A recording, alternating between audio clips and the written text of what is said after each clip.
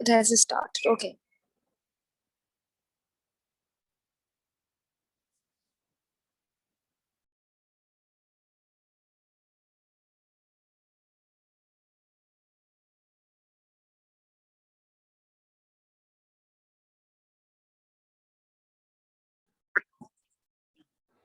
Okay, am I audible now? Yes. Yes. Now see, if these are the homologous chromosomes, then on the southern blotting, the bands will appear different, right? Okay, like that, as you can see in my circle, these are the homologous chromosomes. This is a one copy from the male father, and these two copies of homologous chromosome are came from the mother. And because these are homologous chromosomes, they're appearing as three bands, three different bands. And if it is a sister chromatid, like in this case, the bands will appear only two. One band from the male father of 21 and two bands here, which become one because these are sister chromatids coming from the female parent, right? You guys appreciate the fact? So you mean to say Yes. that in example number 1, it was non-disjunction in meiosis 1, and the right now example is of non-disjunction in meiosis 2? Yeah, exactly. Because in meiosis 2, if the non-disjunction occur, what you will get the sister chromatids in the Of the same fetus. chromosome. Yes. Yeah, Okay. exactly. Same copy, exact copy, and that's why the Exact band will appear copy. very thick. But only two Very bands will appear because these are sister chromatids, right? So they will found at the same Okay. location in the southern blotting. But in Okay. case of the homologous chromosome, what you will get are three bands of different sizes, right? Yes, because the blue with blue sister chromatids shown in this just example are from two different other chromosomes that are homologous to each other, right? Yeah, exactly. So now you understand this concept here. They will ask you by giving a southern blotting. If they give you a three bands, that means they're showing a homologous chromosome. If they show you only two bands, that means the sister chromatids. Okay. So this is Okay. about the non-disjunction, the meiotic non-disjunction, and you should know with the increased maternal age, you will get an increased chances of getting this trisomy. Okay. So, and the highest chance is in the woman who is becoming pregnant after the age of 45. Okay. And along with 95% cases, 4% of cases can be occur due to the Robertsonian translocation. I will explain that to you in the next page. But 4% of cases can be arise due to the Robert translocation unbalanced. Okay. And only 1% of cases can be happened due to the mosaicism. Remember I told you. And as you can see, the FA writes the 1% of cases are due to the post-fertilization. These cases are not inheritable. They happen very Okay. sporadically. Yeah. Post-fertilization, okay? So these are non-inheritable, mosaicism. And you need to know what tests you will do for the Down syndrome. What are the tests? First of all, you can do the ultrasound, okay? And when you do the ultrasound, you will get a nuclear translucency because you know their nose become very flat, right? And their nose will lost their, normal shape. So you will get a very abnormal nose, also known as a nuchal translucency. You will see. Sorry, it is a neck, not the nose. It is neck. I forgot to mention about some symptoms of this Down syndrome, which is you will get a short neck and very excessive skin over the neck, and you will also get the cystic hygroma, which is a disorder of your lymph nodes in the neck. You will get a very enlarged neck. Okay, you will has a photo of the cystic hygroma. You will see that in the later when you encounter a question over it. The short neck with excessive skin and cystic hygroma is also a very characteristic feature of the Down syndrome. And protruding tongue you will get, and very furrowed, you will have very these indentations on the furrows on the tongue. And there is also upslanting palpebral fissures, which is the shape of your eyes actually. Normally we have this horizontal flat eyes, right? But in these patients, they have this inclined upslanting eyes like that. Let me show you. They will have eyes like in this direction, like that. A normal person have eye like that. Okay, so these are difference between the eyes of these patient and this patient. This normal patient, these are Down syndrome. They will have this upslanting palpebral fissures. Okay, and apicanthal folds are like, this is your nose. Sorry, made it wrong.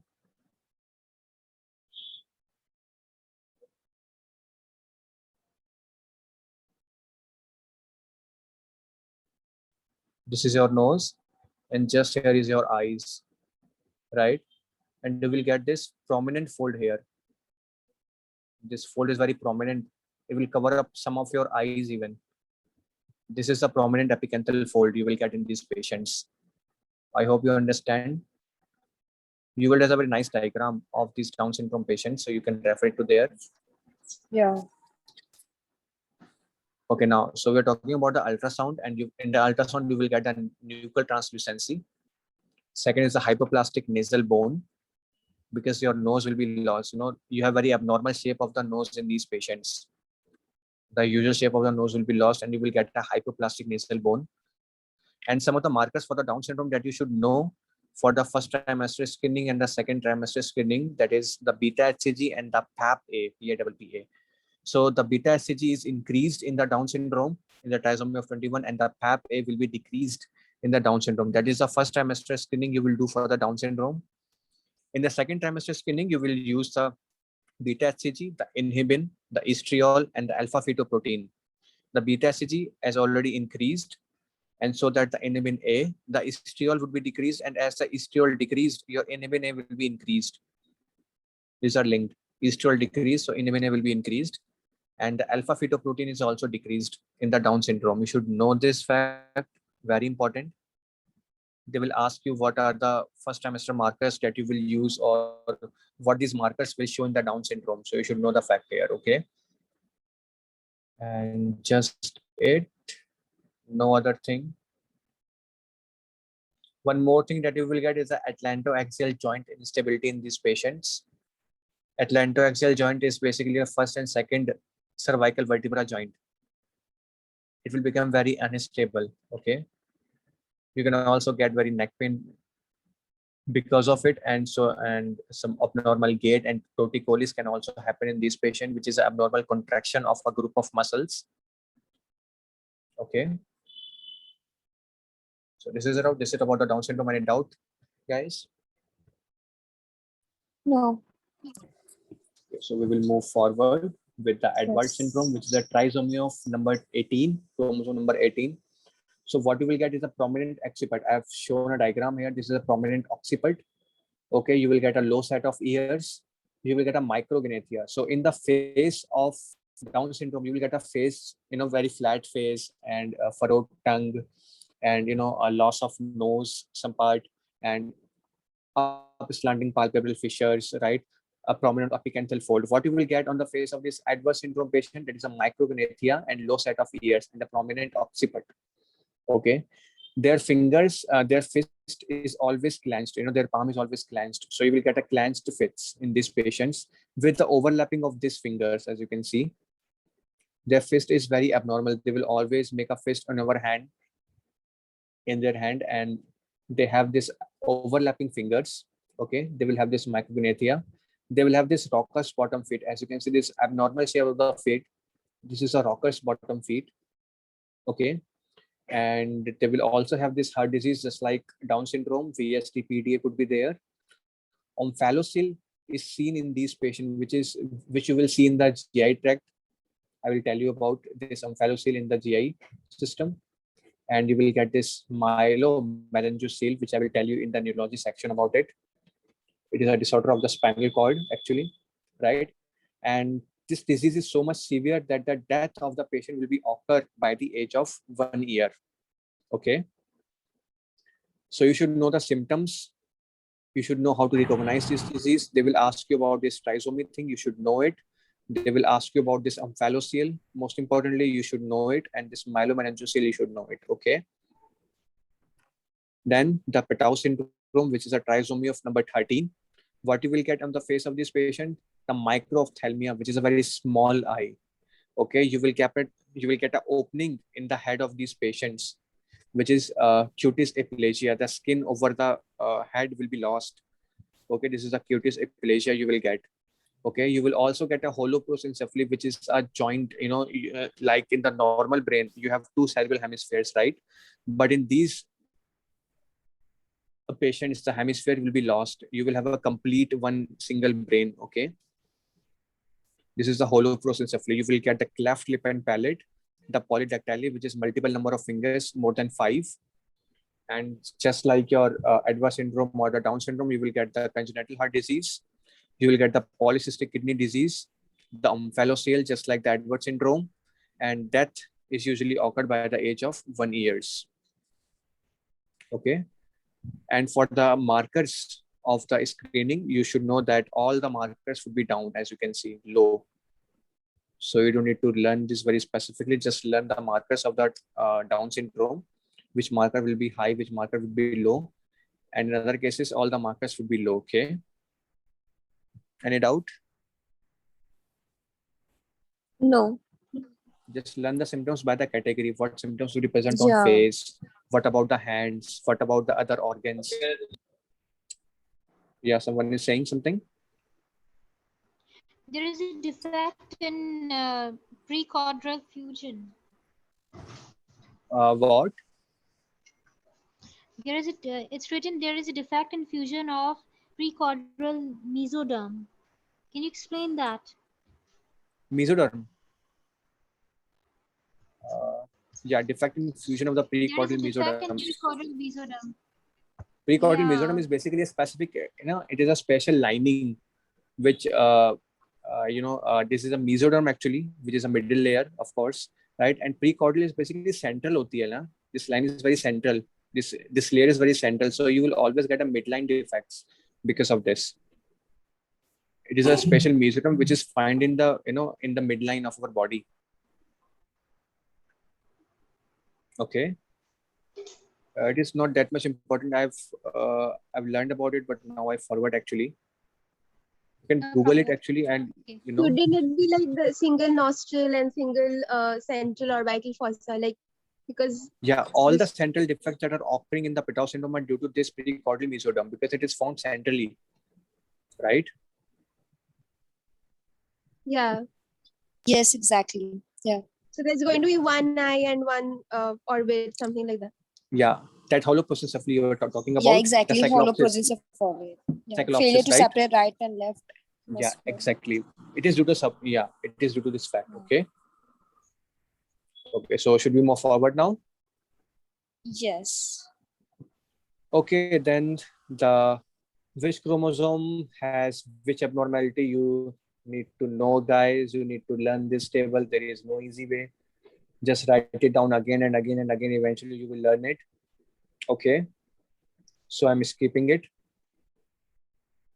Let's move to the Robertsonian translocation now. Robertsonian translocation occurs in the acrocentric chromosomes, which are the chromosome number 13, 14, 15, 21, and 22. The easy way to learn it's like 1, 2, 3, 4, 5, 21, 22, 13, 14, and 15. These are the acrocentric chromosomes. What are the acrocentric chromosomes? They're having this kind of shape. Let me show you. The one arm is very big like that, and one arm is very small like that. These are the acrocentric chromosomes, as you can see. Okay, and this happens in the 21, 22, 23, 21, 22, 13, 14, and the 15. And I already mentioned you guys in the Down syndrome that one of the cause of the Down syndrome is an abnormal Robertsonian translocation, which happened between the chromosome number 14 here and chromosome number 21 here, as you can see, because 21 is an acrocentric chromosome. Okay, what happens is actually there is one, let us suppose this is 14 number chromosome. This is your 21 chromosome. What happens normally, these smaller ends would be lost and these larger ends would join each other. So it would become like this, right? This is number 21 and this is number 14. And then it will get transferred to one generation to another, right? And this is a familial case of the Down syndrome. You will see multiple males or females would be affected by this. So this is a Robertsonian translocation. Okay, and how the question system can ask your question on the Robertsonian translocation. So you should know the fact that whenever the question system explains you a scenario where the female is losing multiple fetus, when the when the patient is having multiple miscarriages, you will always think first about this Robertsonian translocation, which is the most common or very important cause of the miscarriages. And even though if the child is live, it will be a stillbirth. He will live with very chromosomal abnormalities like multiple hands, or might be multiple fingers, or abnormal faces of the body of the face of the patient. So whenever the question is describe you a case where the patient is having multiple miscarriages, and the boy who lives or the female who lives will be having multiple abnormalities in the body, that must be a case of your Robertsonian translocation. You can write this note here. It's one of the NDMEs I've taken. The example you have given is of unbalanced translocation, right? Yes, it is unbalanced because this area is lost, right? And these areas are joined together. And can you So it please is show how unbalanced. does the balanced translocation of Robertsonian occurs? Balance will occur when there is equal amount of this area and equal amount of this area. This is balanced. And when the balanced translocation occur, there won't be any symptom, right? If the balanced translocation occur, there won't be any symptom because every patient will have every single chromosome in the exact amount, right? This is balanced. But unbalance will occur when it has extra copy or loss and copy of the chromosome. Then the unbalance will occur. You understand what I'm trying to say? If there is 2 copy of 21 and 2 copy of 14, then it is balanced. Okay? In the karyotyping. But if there is extra copy of 21 or extra copy of 14 or loss of 21 or 14, then this is an unbalanced translocation. That's causing the symptoms. So the example you just gave of acrocentric chromosomes, the short arm of the Yeah. chromosomes is lost. Both arms are lost. Yeah. Short Actually, this lost arm has very few genes in them. So, it doesn't really matter if they're present or not. There are very few chromosomes, it does not affect much in the body. So if they are not very important, then why are the symptoms occurring? Just because of the extra copy of that chromosome? Yeah, exactly. Symptoms are occurring because Not of the this loss. extra copy of, Rather than the loss of these small number of genes. Yeah, exactly. No. Not of these genes, but due to this extra copy of chromosome present. You understand what I'm trying to say? Yeah. Okay, so should I move forward now with the Cry-Duchet syndrome?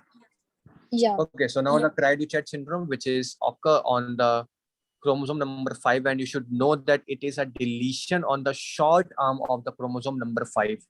The short arm is represented as 5p. P is the short arm and Q is the long arm. So deletion of the short arm of the chromosome is on the chromosome number 5 will lead to the Cry-Duchet syndrome. And you should know that gene is present on this chromosome number 5, which is responsible for your voice regulation. Okay, and because these patients will lose their voice, they will have very high pitch crying. They will cry like cats. Have you ever seen a cat crying? Ever heard? Yeah. They will cry like that. And they will have very severe intellectual disability. They will have this microcephaly, which is a small brain, and they will have again the cardiac abnormalities, which is VST. So as you can see, every disease we are encountering here, from here to here, all of them are having the cardiac abnormalities, right? And even the Williams syndrome will have the cardiac abnormalities. So you should, remember this thing. It will have you memorizing it very easily. That every of the disorder will have a cardiac abnormality. Okay. So any doubt in Cry-Duchet syndrome? I think it's easy. Nothing to understand, but just learn it. Yeah. Yeah.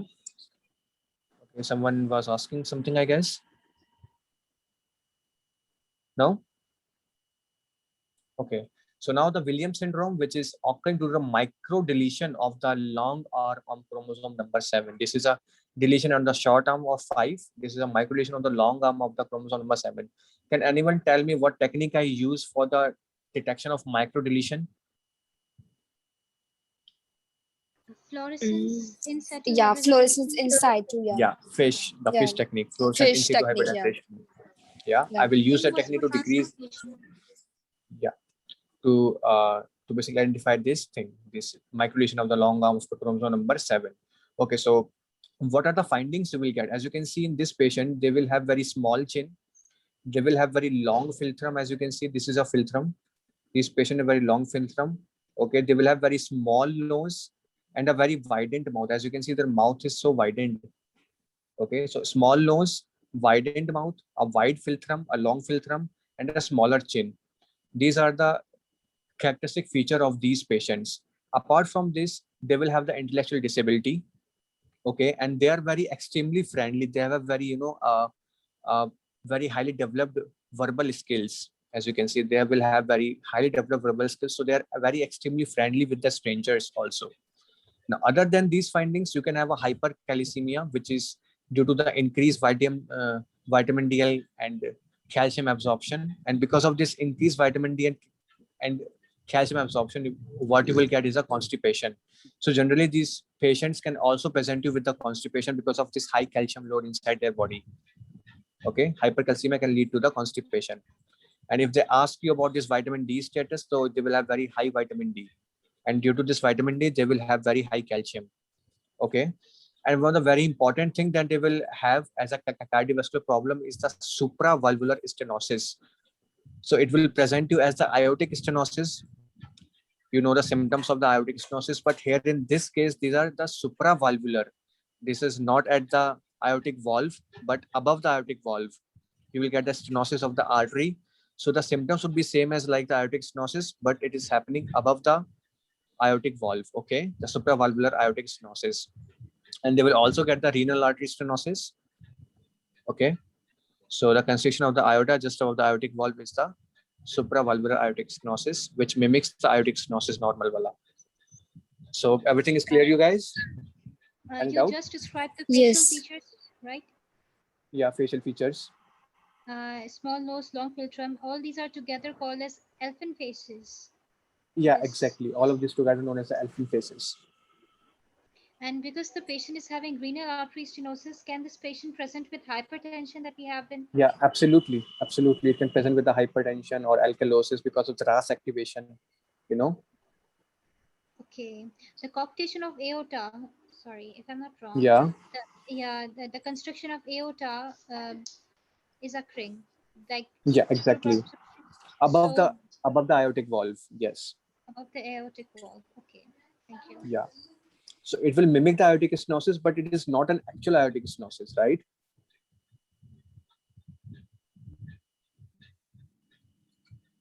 Okay, any doubt? Any doubt, guys? I'm moving forward now. Okay. Okay. So now the biochemistry nutrition, and we will study about vitamins here. We know there are two types of vitamins are in our body. Some of them are the fat soluble vitamins and some of them are the water soluble vitamins. You should know what vitamins are the fat soluble vitamins. These are vitamin A, D, E, K. You can remember this by ADAK. I used to call them ADAK, A, D, E, K. Okay. And their absorption is totally dependent upon the ileum and the pancreas, because pancreas has these enzymes which are required for the absorption of fat. And along with the fat, these vitamins could be easily absorbed, right? And their absorption occur in the ileum. So whenever something happened to your ileum, whenever a disorder is affecting your ileum, what you will get a loss of fat, and along with the loss of fat, you will get the loss of these vitamins. Okay, so every malabsorption syndrome that is causing a steatorrhea like your cystic fibrosis, I told you, you will get a pancreatic insufficiency in this scenario. The celiac disease, which affects your ileum also, or if you get a iliac bypass surgery somehow, then you will get a deficiency of these vitamins. Okay. Then the water soluble vitamins, which do not require any oily media to absorb, they will absorb just like that. Okay, the B1 is a thiamine, the B2 is a riboflavin, the B3 is a niacin, the B5 is a pantothenic acid, the B6 is a pyridoxine, the B7 is a biotin, B9 is a folate, B12 is a cyanocobalamin, and vitamin C is the ascorbic acid. All of them are the B, but one is a C, and A, D, E, K are the fat soluble. Okay, so in which scenario whenever you have a overt toxicity of these vitamins, the three things you will get is a dermatitis, the glossitis, which is inflammation of your tongue, and the diarrhea.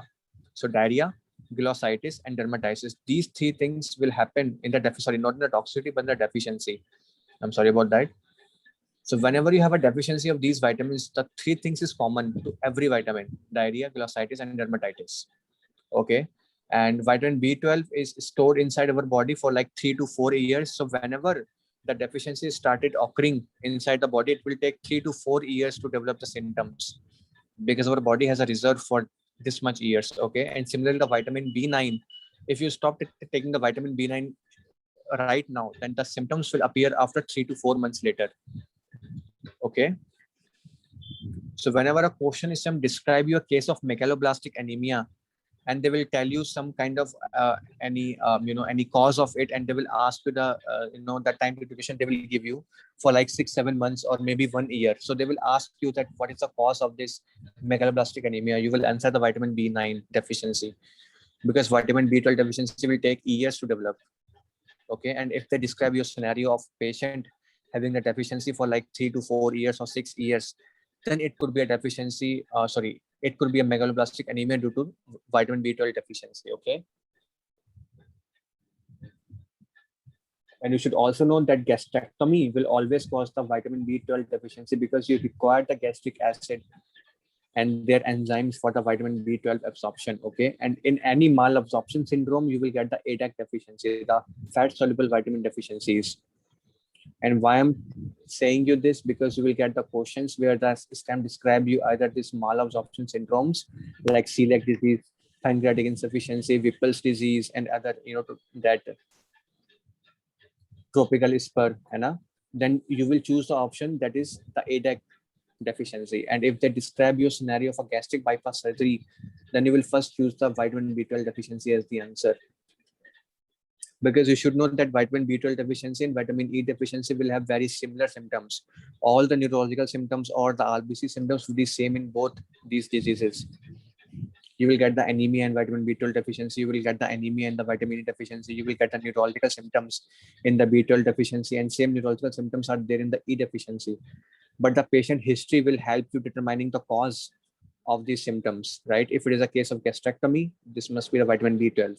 If it is a case of malabsorption, this must be a case of vitamin E deficiency. You understand me, guys? Yes. Yeah. Yes. Please Yes. remember these facts. These are very important. Okay. Now the vitamin A. You should know the name of the vitamin A, which is someone is saying something. Yeah, I'm sorry to interrupt. Can we take a break of 5 minutes, or you can continue? Yeah, sure. We can take a break of 5 minutes. We will meet at 9:20. Okay with you guys? Okay. Yeah. Okay. And I think we will able to finish vitamin today, right? Yeah, exactly. Yes. Yeah, we can do it. Okay. So 9:20 sharp. Yeah. Okay. So record.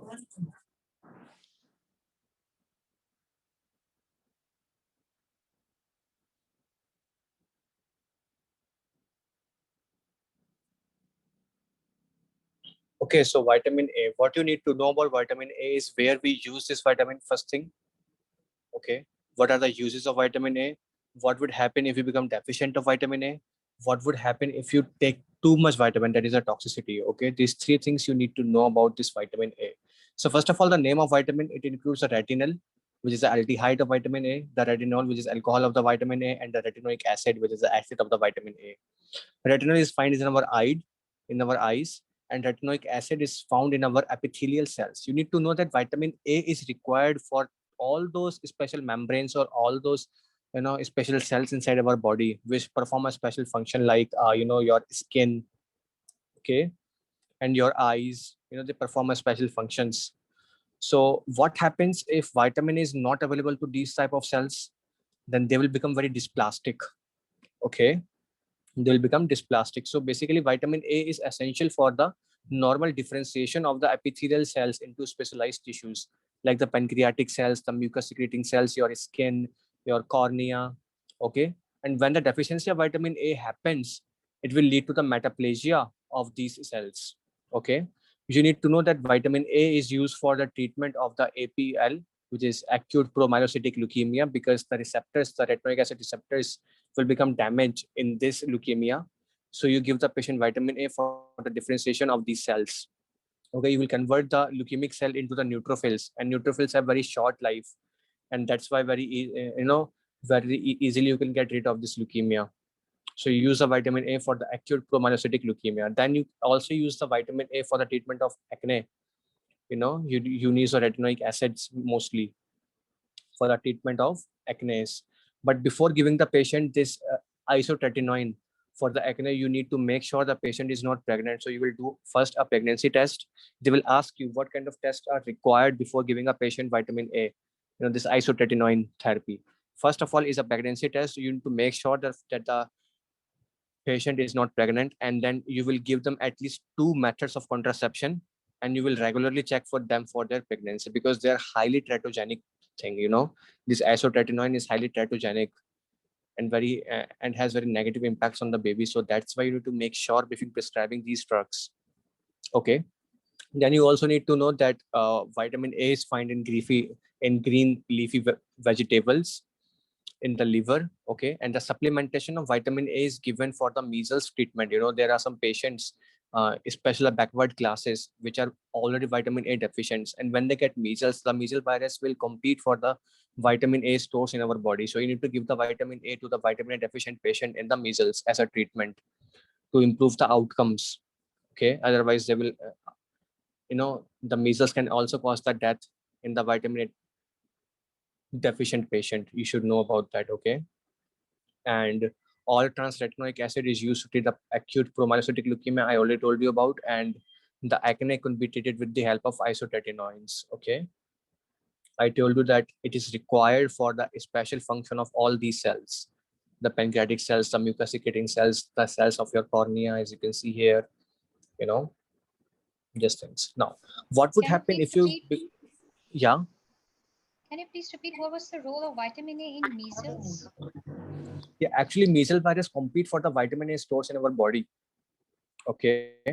And if we are already deficient of vitamin A, then what will happen? We will become very, very much more deficient, right? So you need the vitamin A as a treatment of the measles also to improve the outcomes of the disease. Otherwise, you will you will see in the microbiology section, the virology, that even the vitamin A the deficiency can lead to the death in the measles patient. Okay, so to prevent the death of the patient, you need to give him the vitamin A. Okay, you understand it now? Yeah, I understand. Okay, so leukemia, measles, acne, these are the 3 areas where you use the vitamin A as a drug or as a therapy. Okay, the vitamin is required for the normal differentiation. Now, what will happen if you become deficient of the vitamin A? First of all, how you can become the deficient of vitamin A? First of all, the first thing is you can decrease the intake of the vitamin A. Secondly, you can have these malabsorption syndromes. Whenever I describe you a history of a patient with pancreatic insufficiency or the chronic pancreatitis, the biliary obstruction, the malabsorptions like inflammatory bowel diseases, or any bariatric surgeries, any gastric bypass surgery, something like that. So they're gonna hint you for that deficiency of all these fat soluble vitamins, right? And one of them is a vitamin A. So the first presenting complaint is the nyctalopia, also known as a night blindness. The patient will have very impaired night visions. So they they will tell you that while driving, they just near miss an accident or something like that. They will give you a history of a patient where they will tell you that this patient might be having this night vision loss. They'll describe your complete a patient in that. So night blindness is the first thing that you will see in the vitamin A deficiency. Secondly, I told you that it is required for the epithelial of skin, right? Skin epithelium. So after the vitamin A deficiency, you will get this dry, scaly skin, also known as a xerosis cutis. Okay, because vitamin is also required for the special function cells, right? Epithelial cells, which is into specialized functions. So after the deficiency of vitamin A, what you will get a corneal squamous metaplasia. Okay, and this corneal squamous metaplasia will present you as a white dot spot, as you can see here. This is a white dot spot, which is appears as a foamy appearance or the conjunctiva. And this is actually a keratin debris, formed due to the metaplasia of the squamous cells in the cornea. Okay, you will get a corneal degeneration, which is known as a keratomalacia, and you will also get the immunosuppressions. Okay, so these are some symptoms which you will get due to the vitamin A deficiency. Whenever the question is time, describe your patient having a very low vision in the night and very dry, scaly skin, and some kind of a spot in the eye. They might not describe you a spot in the eye because it is very obvious, and you can easily identify the disease if they tell you this. So they will describe you a patient with night vision loss and very dry, scaly skin. So that's how this must be a case of vitamin A, just by these 2-3 things. Okay, you need to identify the disease. Then what will happen if you take too much of vitamin A? So this could be two types, the acute toxicity and the chronic toxicity. You should know that vitamin A specifically, hurts your liver. It will destroy your liver. So that toxicity must involve the liver always, So the acute toxicity will lead to the nausea, vomiting, the vertigo, and the blurring of the vision. And you can also get the headache. Remember this pseudotumor cerebri, you will study in the neurology section. And one of the cause of the pseudotumor cerebri is the intake of vitamin A, So vitamin A can cause the headache due to the pseudotumor cerebri. You should know that also. Also known as the idiopathic intracranial hypertension. As you can see here, the idiopathic intracranial hypertension, it specifically occurs in the female only. Female like, in the age of 30s or 40s. Okay, so nausea, vomiting, vertigo, and blurring of the vision. Whenever you get these symptoms, you will always think about the vitamin A toxicity. And then the chronic toxicity happens when you take too much of vitamin A for a very prolonged duration. You will get the alopecia, which is falling of the hairs. You will get the dry skin again. You will get the hepatotoxicity, which is very important, Whenever you prescribe someone isotretinoin, you need to make sure their LFT count is normal. You need to check for the LFT also. And the enlargement of the liver is occur. You will get a hepatomegaly. You will get the joint pain. You will get the intracranial hypertension. As you can see, pseudotumor cerebri, you will get very headaches, like migraine pain. You will also get the papilledema eventually. I will tell you this later in the neurology section, guys, okay? So you should also know that vitamin A is very highly teratogenic and it is not an ideal supplement in the pregnancy. So they will describe you a patient who is pregnant and they will ask you what vitamin should be contraindicated in this patient, and it will tell the vitamin A. Okay. You should also know that the vitamin A actually interfere with the Hox gene pathway. Remember I told you about the Hox gene which codes for some transcription proteins which bind to the DNA, at the enhancer sites, and it is responsible for all these hands, fingers in your body. How much finger you are having in your hand, it is all dependent upon the Hox gene.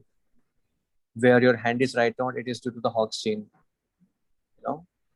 And if you take this vitamin A, it will interfere with the Hox gene pathway. Okay. Any doubt, guys? Good. And you should know before prescribing a patient any isotretinoin, you need to make sure that it is negative pregnancy test, and you should always give them the 2 form of contraceptions. Okay, it can cause a cleft lip palate defect, cardiac abnormalities, therefore very contraindicated in the pregnancy. Okay. I have a Yeah. question. You have written something regarding brachial arch. And yeah, would you like brachial to... arches, you will study that in the reproductive section. They are responsible for all these: your jaw, your neck, your thyroid bone, your hyoid bone, So it will interfere with these pathways also, your head and neck structures, and it will damage them. You will get the cleft lip and palate. That's why, because of this brachial arch abnormality, you can get the cleft lip and palate. The derivatives of brachial arch are effective, and it does only affect the fetus, right? The adult will not be affected with the effect on Hox gene. Yeah, what? Please repeat it again. The adult male adults are not affected. Yeah, adults are not affected. Just the fetus. Yeah, the Hox gene effect will be seen only in fetus, right? Yeah, because Hox gene is only active during the fetal life, right? I told you Hox gene is required for the proper, identification of different parts. Your hand is there because of this Hawk's gene. Otherwise, it could be on your head, on over your eyes, or in your legs, right? It is a Hawk's gene to determine where your hand should be, where your finger should be, where your mouth should be. So you can see, you can imagine how much teratogenic this isoretinoin is. It can do anything in your body, right? With the fetus. Okay. So now the vitamin B1, which is the thiamine, and the activated form of vitamin B1 is the thiamine pyrophosphate, TPP. And you need to know that it is a cofactor of different dehydrogenase reactions inside your body. And the four of them you should need to remember, which is a branch change keto acid dehydrogenase, the alpha ketoglutarate dehydrogenase, which is a part of your TCA cycle, the pyruvate dehydrogenase, which is in your glycolysis, and then the transketolase that you will study in the HMP shunt pathway, the pentose pathway, also known as, right? So these four examples you should remember. They will require the thiamine as their cofactor, vitamin B1.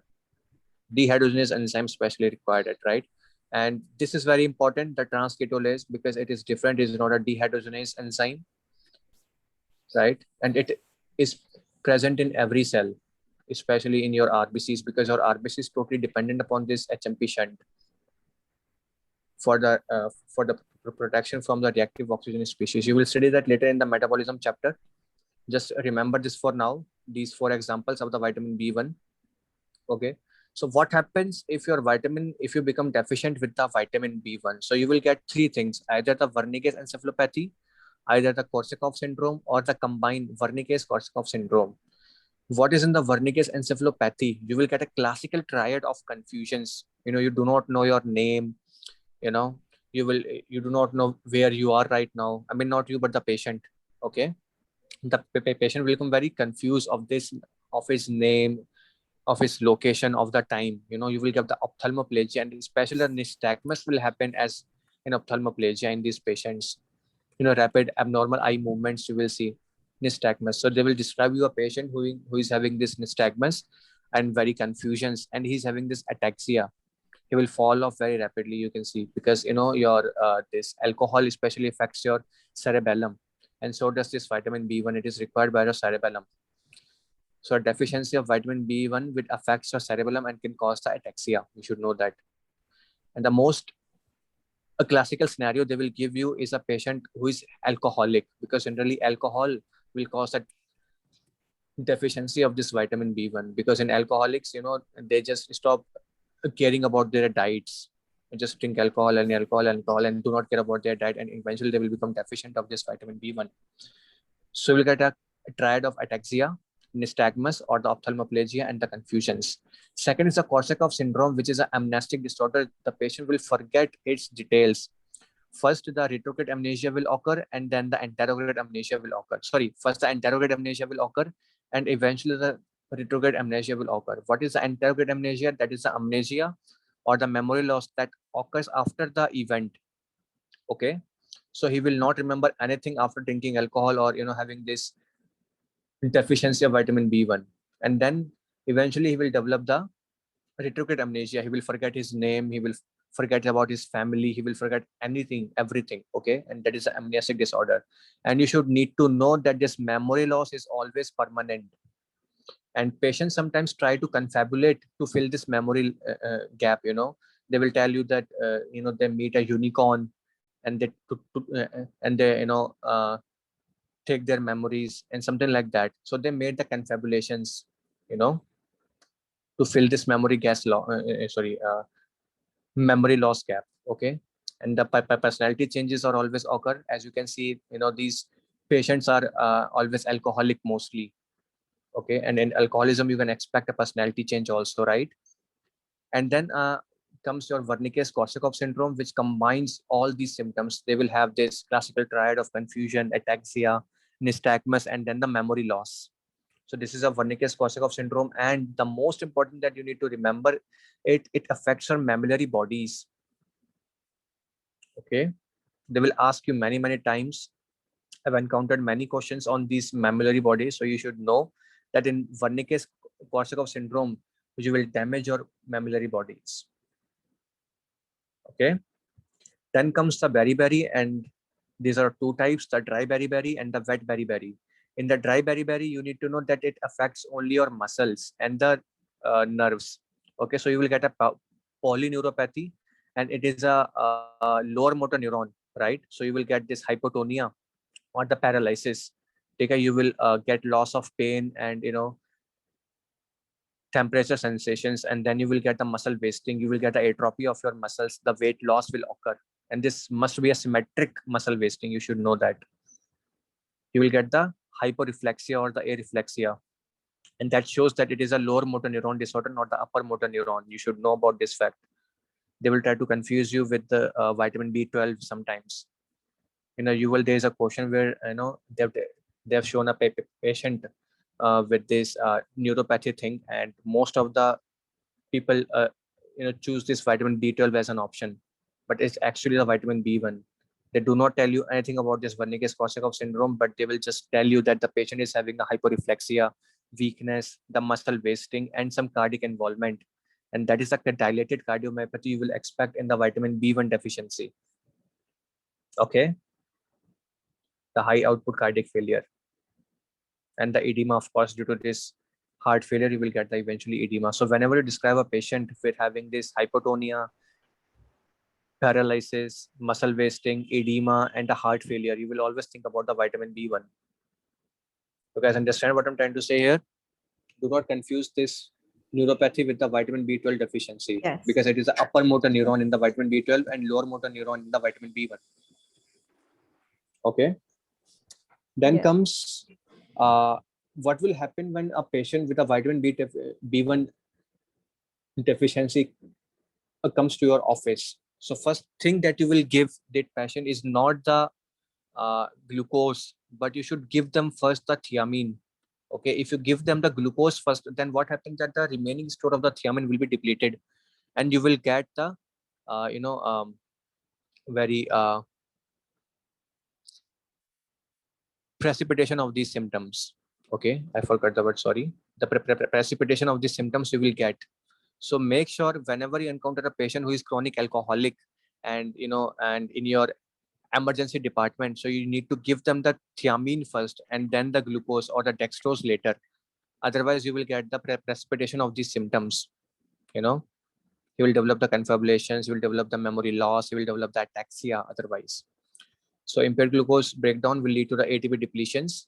High aerobic tissues like brain and heart, I told you already that brain and heart are highly aerobic tissues. Whenever there is a loss of oxygen or loss of ATP occurs, these tissue will be affected first, and that's why due to the involvement of the brain you will get these neuropathy things.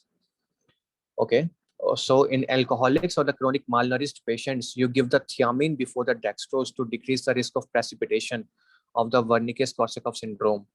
And you should know that this I told you about this enzyme, this transketolase enzyme. You use this enzyme as the diagnosis of the vitamin B1 deficiency. So what happens is in your RBCs, there is an enzyme known as a transketolase enzyme, which is involved in the pentose phosphate pathway. So when you give the patient thiamine, the activity of this transketolase suddenly increases in the RBC, and that's how you know that patient is having a deficiency of this thiamine. So diagnosis is made by the increase in the RBC transketolase activity following by the vitamin B1 administration. Okay. Clear, guys? Should I move forward now? Yes, you can move forward. Okay, one more thing I want to tell you about is whenever you're having this, I forgot to tell you about this, that vitamin A controls the keratin production also. So it could also be used as a treatment of psoriasis. You should know that in the psoriasis, you will get very unregulated multiplication of these cells, of the skin cells, and there's inflammation is occurring inside the cell. Their maturation is less, and their division is more. So if you give the patient vitamin A, it will limit their division and it will increase their maturation. Okay, so vitamin A can also be used in the treatment of psoriasis. You should know that. And because vitamin A actually controls the keratinization, so in the deficiency of vitamin A, you can get the thick, dry, scaly skin. Okay. Like I mentioned it here, the thiamine deficiency could be caused the adult beriberi and the infantile beriberi. Infantile beriberi generally includes your heart. So we'll get the cardiomegaly. And the adult beriberi, it generally involves only your muscles normal. Okay, it is mostly a dry beriberi, but could be a wet beriberi if it involves your heart. You will get a different decrease reflexes bilaterally versus the vitamin B12 deficiency. You will get a hyperreflexia because of upper motor neuron involvement. But in vitamin B1, you will get a lower motor neuron involvement. So do not confuse. If you get neurological symptom in some kind of vitamin deficiency, it could be a vitamin B1, not the vitamin B12. Okay. Then comes the vitamin B2, which is, yeah. Can you please repeat the last point? Yeah, I told that whenever you got a question on the vitamin deficiency and they're telling you that it is a case of neuropathy, some kind of neuropathy. So mostly, most of us will think only about the vitamin B12 because we know that vitamin B12 causes the neuropathy, right? The neurological symptoms will be happen in vitamin B12 deficiency. But we forget to remember that vitamin B1 can also cause the neuropathy things. So how you can differentiate between the vitamin B1 and vitamin B12 neuropathy? That I told you that in the vitamin B1 there is a lower motor neuron involvement, right? So you will get a decreased reflexes. But in the vitamin B12 deficiency, it is upper motor neuron involvement, so you will get a hyperreflexia. So Okay. do not rush for vitamin B12 deficiency. If you hear about this neurological symptoms, think about it whether it is a hyperreflexia or a hyporeflexia. Then choose your options. Okay. And you just said that in infants the wet beriberi is more common, and in adults the adult. In adults Yeah, the dry beriberi is. Yeah. You can even get a question on UWorld on that thing. Okay. This is from UWorld actually. Okay. Okay, sure. Should I move forward now? Yes. Okay. So now the vitamin B12, which is also known as the riboflavin. Okay, your FAD and FMN are basically the flavins इनको हम कहते हैं. We call them the flavins. These are FAD and FMN, which are required for the succinate dehydrogenase complex that you will study about that in the TCS cycle later in the metabolism chapter. Okay, these FAD and FMN are required by the succinate dehydrogenase. And not just the TCS cycle, succinate dehydrogenase also takes a part in the electron transport system for the oxidative phosphorylation. You guys know about that. The complex 2 is a succinate dehydrogenase complex. Okay, and this complex requires the FAD. It carries 2 hydrogen with it. FAD actually, FAD and FMN carries 2 hydrogen with them. Okay, so vitamin B2 is required for their functioning, for the function of succinate dehydrogenase. Okay. And if a deficiency of vitamin B2 occur, it mostly affects your mouth area. You will get the cheilosis, which is the inflammation of the lips. You will get very dry, scaly lips, and there is a fissuring occurs at the at the corners of your mouth. You will also get the corneal vascularization. In this case, I really don't know what this term means, but you should remember that. I never encountered any question on this corneal vascularization, but you can just remember this as a buzzword. Okay. If the question time might mention you this corneal vascularization, you should know about that instantly that this must be the case of vitamin B12. You should also know that the glutathione reductase activity assay is done for the identification of this vitamin B2 deficiency. What happens is basically on the addition of FAD, the glutathione reductase activity is increased. You will study about this glutathione reductase later in the chapter in the metabolism part. When I told you about this NADPH thing, what is the use of this NADPH, how it is used to fight the reactive oxygen species, you will study about this glutathione reductase enzyme there. Just know that glutathione reductase activity increased after addition of the vitamin B2 if the patient is having a deficiency. So that's how you know that the patient is having a vitamin B2 deficiency. Okay. Just know about this glutathione reductase assay, know about this cheilosis thing, know about this FAD and FMN, and this succinate dehydrogenase most importantly. Then comes the vitamin B3, which is a niacin, or also known as a nicotinic acid. Like vitamin B2, which carries the FAD and FMN components, the vitamin B3 constituents are NAD and NADP. NAD is used for the destruction reactions, and NADP is used for the making of some substances like cholesterols and steroids, fighting the reactive oxygen species, you require this NADP. Okay, and for the glycolysis, you require this NAD. For the TCA, you require this NAD. So vitamin B3 is a component of these things. Okay, it is derived for the tryptophan. Most important thing that you should know, that it is derived from the tryptophan, and also the vitamin B2 and B6 is required for the synthesis of vitamin B3. So in the scenario where you have this vitamin B2 or the vitamin B6 deficiency, you can also get the vitamin B3 deficiency. Okay, you should know vitamin D3 as a treatment of the dyslipidemias.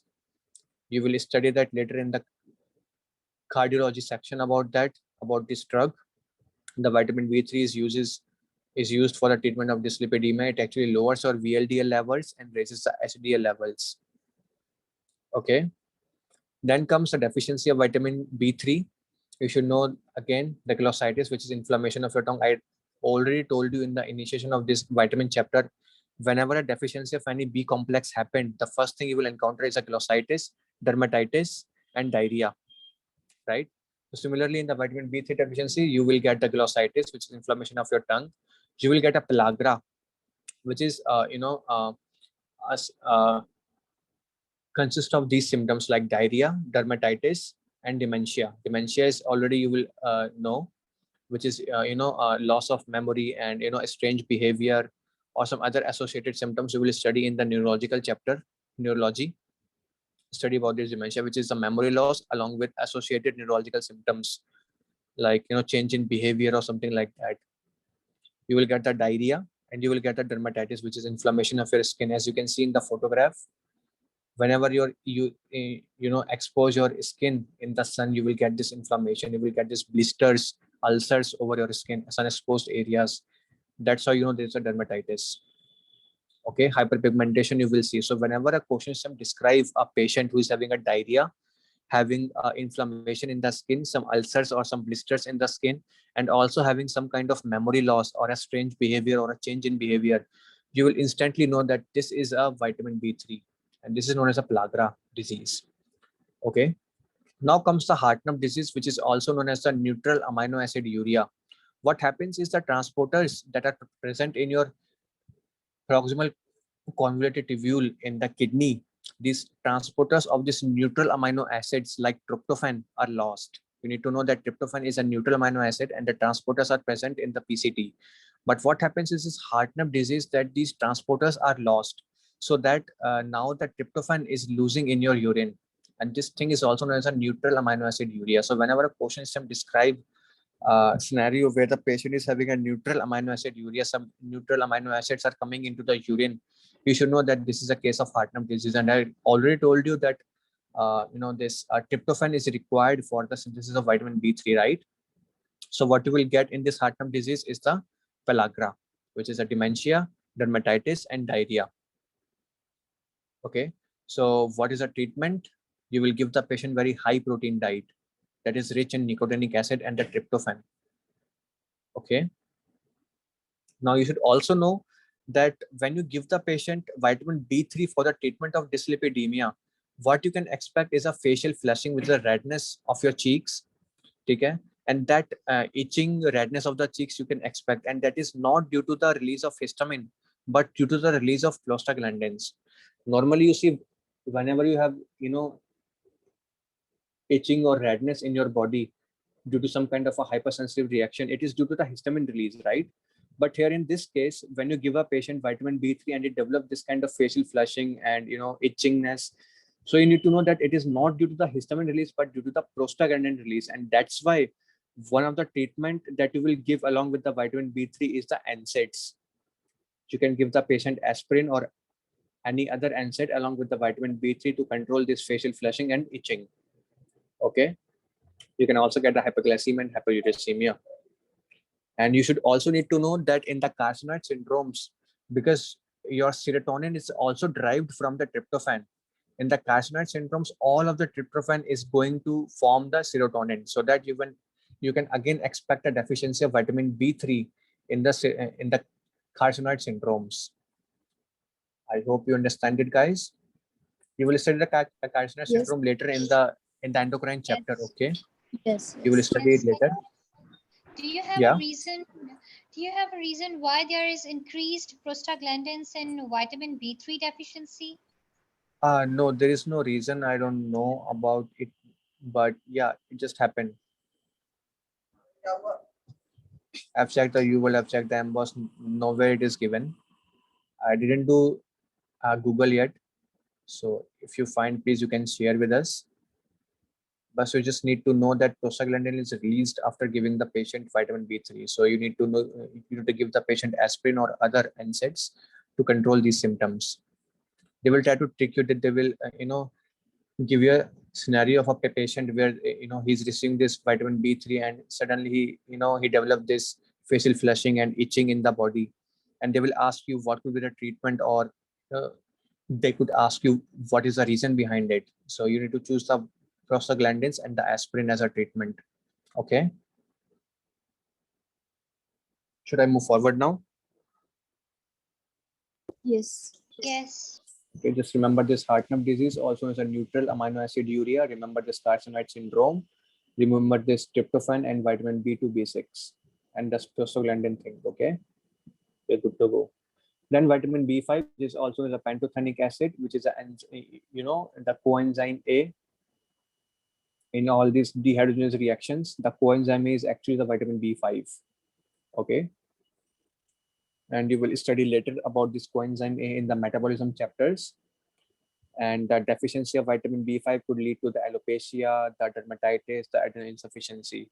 This vitamin is not very much important. I never encountered any question on it.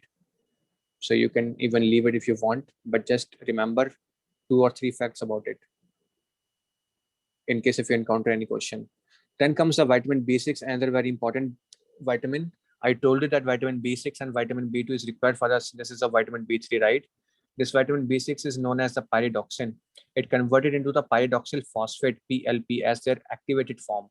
And you need to know that every transmitter synthesizing inside your body, it requires the vitamin B6 for its synthesis. Okay? All these ALT and AST reactions, all these ALT and AST is requires the vitamin B6. Okay, ALT AST found in your liver, as you should know. Okay, high ALT AST count. So this required the vitamin B6.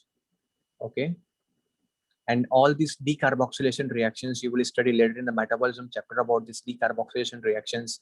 All of these reactions are required for the vitamin B6, and these reactions where your neurotransmitter synthesis actually occurs. And that's why I said every neurotransmitter requires this vitamin B6 for their synthesis.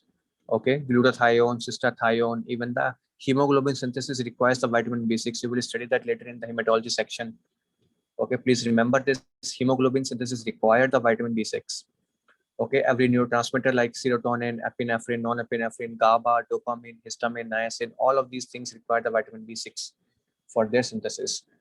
And you should also need to know that vitamin B6 is very safe in pregnancy and could be used to control the nausea and vomiting in the pregnancy. Okay. And if the deficiency of vitamin B6 occur, which generally occur when you take the isoniazid, which is a drug used to treat the tuberculosis, it competes with the vitamin B6 store and lead to the excretion of vitamin B6 from our body, and that can lead to the deficiency of vitamin B6. Similarly, the oral contraceptives that female uses, it can also lead to the vitamin B6 deficiency. Please remember these two things, the isoniazid and the oral contraceptives. These can lead to the deficiency of vitamin B6. And what are the symptoms? You can get the peripheral neuropathy, you can cause the atopic dermatitis, glossitis, you can get the cheilosis, you can also get a sideroblastic anemia. As I told you that vitamin B6 is required for the synthesis of heme. And you will study that later into the hematology section, how this deficiency of vitamin B6 going to lead the sideroblastic anemia. And one of the initial presenting complaint of the sideroblastic anemia or any kind of anemia is the fatigue. So whenever a patient come to your emergency department with some kind of a fatigue and some kind of a neurological symptoms, some glossitis, cheilosis, you will instantly think about the vitamin B6. And of course, they will give you some kind of a history of tuberculosis or some kind of a female, they can ask you why this neuropathy is being occurring. Why? Because all these neurotransmitter requires the vitamin B6. And if there is no neurotransmitter, there is no transfer of the nerve impulses, you will get the peripheral neuropathy eventually. Okay. So is it clear, you guys? Clear to you guys? Okay. I move forward now. Yes. Yes. Any doubt you can ask me? No, you can move forward. Okay. So now comes the vitamin B7, which is the biotin, very good for your hairs. Okay, this vitamin B7. Remember I told you about vitamin B6 that it is required for the decarboxylation reactions. This vitamin B7 is required for the carboxylation reactions. Okay, to add a carbon to your substrates. For example, the pyruvate carboxylase, which converts our pyruvate into the oxaloacetate. It is required for the gluconeogenesis. I think it is the second step or the first step in the gluconeogenesis actually. This is a pyruvate carboxylase. It requires a vitamin B7 for their function. Then acetyl coenzyme A carboxylase, which converts the acetyl coenzyme A into the malonyl coenzyme A. You should remember this thing. Acetyl coenzyme A into the malonyl coenzyme A, and it is required for the fatty acid synthesis. You will study that later into the metabolism chapter. And then the propionyl coenzyme A carboxylase, which converts a propionyl coenzyme A into the methyl malonyl coenzyme A. It is a 4-carbon compound. This malonyl is a 3-carbon compound. So you can easily remember their name. It is malonyl, and because there is one extra carbon, it becomes a methyl malonyl. Okay, and it is required for the fatty acid oxidation. You will study that later into the metabolism chapter also. Okay, so please remember these 3 functions of the vitamin B7. And you should know that dermatitis, alopecia, because I told you initially that vitamin B7 is very good for your hairs. So the deficiency of vitamin B7 can lead to the alopecia. And you should know that if you ingest, excessive raw eggs, you can get a deficiency of vitamin B7. There's a very classical scenario, a very case they will show you where a patient just ingested lots and lots of raw eggs, and they will ask you what kind of vitamin deficiency could be there, and you will say the vitamin B7. Okay, remember this fact that if you take too much of the raw eggs, you can get a vitamin B7 deficiency. Okay, any doubt in vitamin B7? No. Then comes a vitamin B9, which is also known as a folate. I told you in the second page, I think, when I was telling you about this pyrimidine thing, the synthesis of the pyrimidines, I told you that vitamin B9 and vitamin B12 are very important. And I will link these 2 vitamins from here. Okay, so you need to know that vitamin B9 is a folic acid. Okay, and it will convert to its activated form, which is a tetrahydrofolate. Okay, by the conversion from dihydrofolate to tetrahydrofolate by the enzyme dihydrofolate reductase, and that is the same enzyme which could inhibited by the methotrexate. Okay, and you need to know that vitamin B9 is required for the nitrogenous basis synthesis. I told you already that tetrahydrofolate converted into the methyl tetrahydrofolate N5 and 10 methylene tetrahydrofolate, and this methyl group will be donated to the DUMP so that it could be converted into the thymine, right? So vitamin B9 is required for the synthesis of pyrimidines for the thymine especially, okay, in the DNA and RNA. Now the deficiency of vitamin B9 could lead to the megaloblastic anemia because you're not getting any basis for the synthesis of DNA, right? So the maturation of RBCs would not take place, and ultimately you will get a very large size of RBC, greater than 110 micron, and this is the megaloblastic anemia. Okay, you will get a hypersegmented polymorphonuclear cells because during the maturation process, all these multiple segments of the nucleus in the cells like neutrophils, it will reduces. Okay, but if you get a deficiency of folate, the maturation of cell is not occurring, and what you will get is hypersegmented. Multiple lobes of the nucleus would be found, greater than 5 lobes, even 5, 6, 7 lobes of neutrophils would be seen in this vitamin B9 deficiency. Okay, you need to know that the deficiency of vitamin B12 will also lead to the megaloblastic anemia. So how will you differentiate between these 2 things? Well, the presence of neurological symptoms, because you need to know that in the deficiency of vitamin B12, I will tell you why. The neurological symptoms will occur due to the demyelination of the tracts, but not in the case of vitamin B9. So if you're getting a patient who is having some kind of anemia, and again, along with this neurological symptoms, you will think about the vitamin B12. But if you're having just a megaloblastic anemia, you will think about the vitamin B9. And of course, the Duration is very much important because vitamin B9 has a store of like 6-7 months. Okay, and vitamin B12 has a store of like 4 to 5 years. Okay, so think about it. And then where you can find the vitamin B9, it is found in all green leafy vegetables. So if the question is some describe you a case of a vegan who's totally dependent upon the leaves or the vegetables, they cannot have a deficiency of vitamin B9. They will surely going to have a deficiency of vitamin B12. That is the other way you can choose your options. And you need to know that vitamin B9 is absorbed in the jejunum. This is very important point because in the bypass surgeries, you can eventually get the vitamin B9 deficiency in the jejunum bypass surgery. So please underline this point. It is absorbed in the jejunum.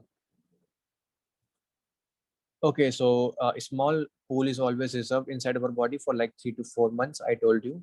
And it is very safe in the pregnancy. Whenever you give a patient any drug like methotrexate or any drug, it will require the vitamin B9 as a supplementation to prevent the toxicity. Also, in order to prevent the cases of spina bifida, you need to give the patient vitamin B9. It is so much important. Okay. Now the labs that you should know that in case of deficiency of vitamin B9, you will get an increased level of homocysteine. You will get a normal methylmalonic acid levels. And you should know that in case of vitamin B12 deficiency, you will get a very high level of methylmalonic acid. So that is again a differentiating factors between this vitamin B12 and vitamin B9 deficiency. And that is the same methylmalonic acid, and due to which you're having these neurological symptoms in the vitamin B12 deficiency. It is due to this acid.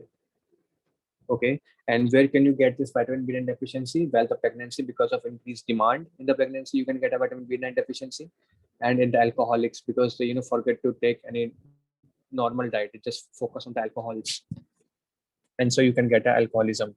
And plus, it's not just about the RBCs. Every cell inside your body requires a vitamin B9 for their maturation, for their development, right? So not just the RBCs, but the lymphocytes, but the neutrophils, but the megakaryocytes, the platelets, all of these cells are affected. And what you will get is a pancytopenia eventually. First is the anemia, then you will get the pancytopenia along with hypersegmented neutrophils. A very classical scenario for the vitamin B9 deficiency, okay? So deficiency can also be caused by certain drugs like methotrexate, phenytoin, sulfonamides. So supplementation of folic acid is required for at least 1 month prior to the conception. Before the pregnancy, 1 month before the pregnancy, you should start taking the folic acid to prevent the neural tube defects like spina bifida. Okay, I told you about that. Okay, any doubt in vitamin B9 and its functions? There is probably a pathway mentioned for methylmalonic acid. Why Yeah, it's in the increased? next page. Yeah, in the next page, I will describe that pathway to you. Okay. Yeah. Is okay. Yeah. Okay. So now you should know about the vegan diet, because vegan diet is, completely dependent upon the plant products. You cannot consume any animal product, not even a cow milk. Okay. So in the absence of milk, what you will get a vitamin D deficiency and the calcium deficiency. Okay. And because, vitamin B12 is rich in animal foods, not in the plant foods. So vitamin B12 deficiency is very common in these patients.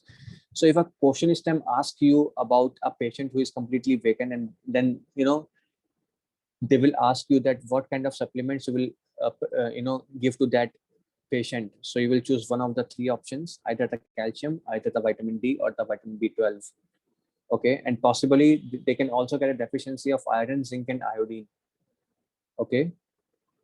And vegan diet is completely dependent upon the fruits, the vegetables, and the legumes, the dale.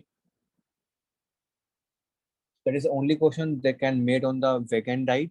Just you need to know what kind of supplements are required to the patients who are dependent upon the vegan diet. Okay, the vitamin B12, vitamin D, and the And here calcium. are Yes. written the benefits of vegan diet, like decreased Yeah, risk of just diabetes. this is just the extra information if you want to write. They won't ask you question of it, but just the extra, extra information if you want to write that it decreases the risk of diabetes mellitus and decreases the risk of myocardial infarction and the strokes. Okay, not significant, just for the knowledge purpose. Okay. Okay.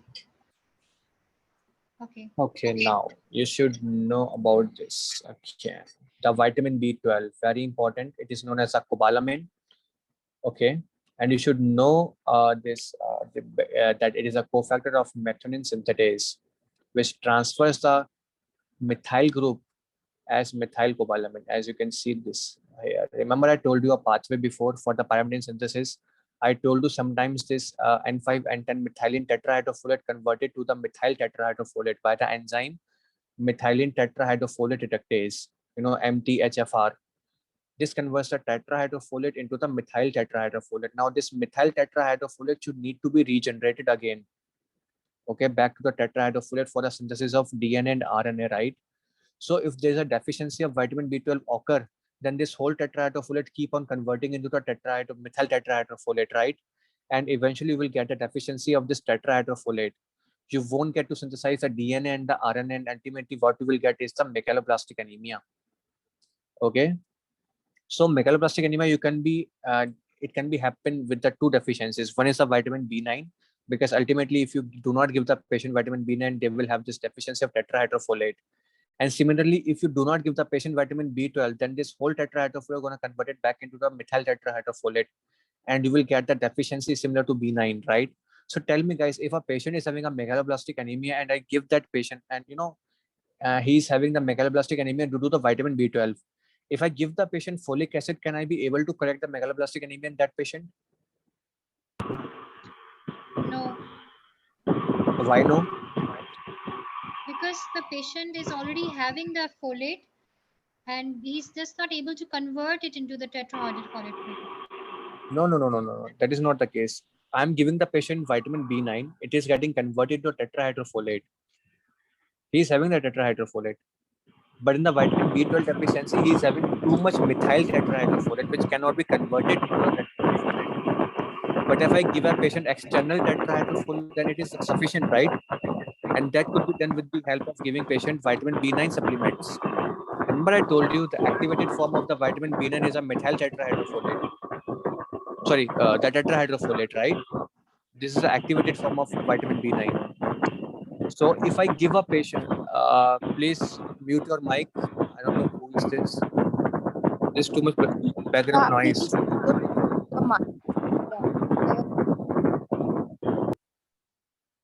Yeah, good now. So see, if there's a patient who is having a deficiency of vitamin B12, then he cannot convert his methyl tetrahydrofolate into the tetrahydrofolate.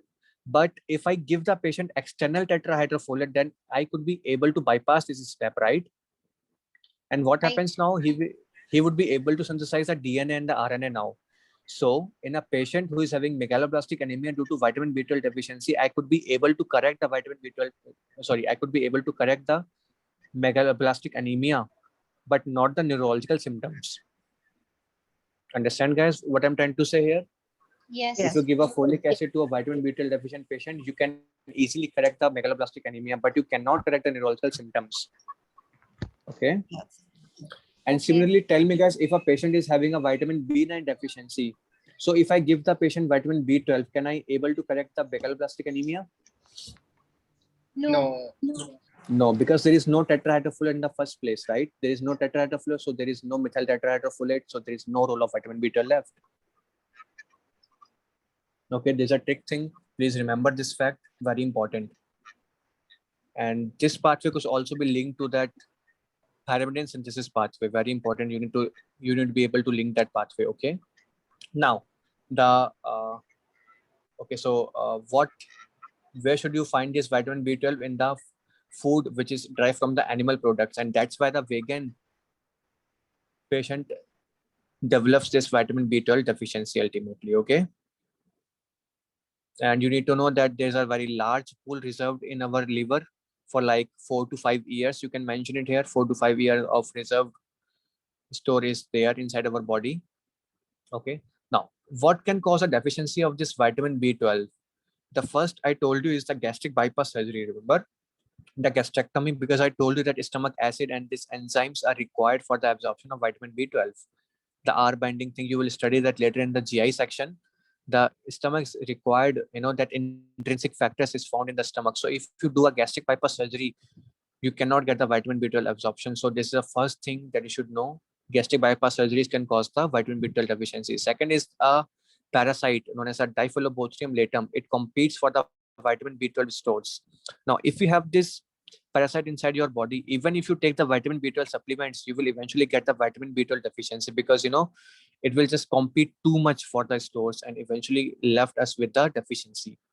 So it doesn't matter if you take that supplements or not, you will get the deficiency in case of this parasite. Okay, the malabsorption syndromes that affects your ileum, specifically your topical sprue and the enteritis, you will get the deficiency of vitamin B12 because your ileum is required for the absorption of the vitamin B12. So anything which involves your ileum, you will get the vitamin B12 deficiency. The bacterial overgrowth, which is a syndrome known as subacute bacterial overgrowth syndrome, you will SIBO, you will study that later in the GI section. You will get the vitamin B12 deficiency in it. Alcohol excess, because I told you a patient taking alcohol will forget to take any diet other than the alcohol, so he will eventually get the deficiency of vitamin B12. Lack of intrinsic factor in case of this gastric bypass surgeries or gastritis, you will get this vitamin B12 deficiency. Surgical removal of the ileum, because I told you that ileum is required for the absorption of the vitamin B12, you will get the deficiency. And that could be happen in the Crohn's disease also, because you should know that Crohn's disease most commonly affects your ileum. Almost every time Crohn's disease affects your ileum, so you will get the deficiency of vitamin B12 in case of Crohn's disease.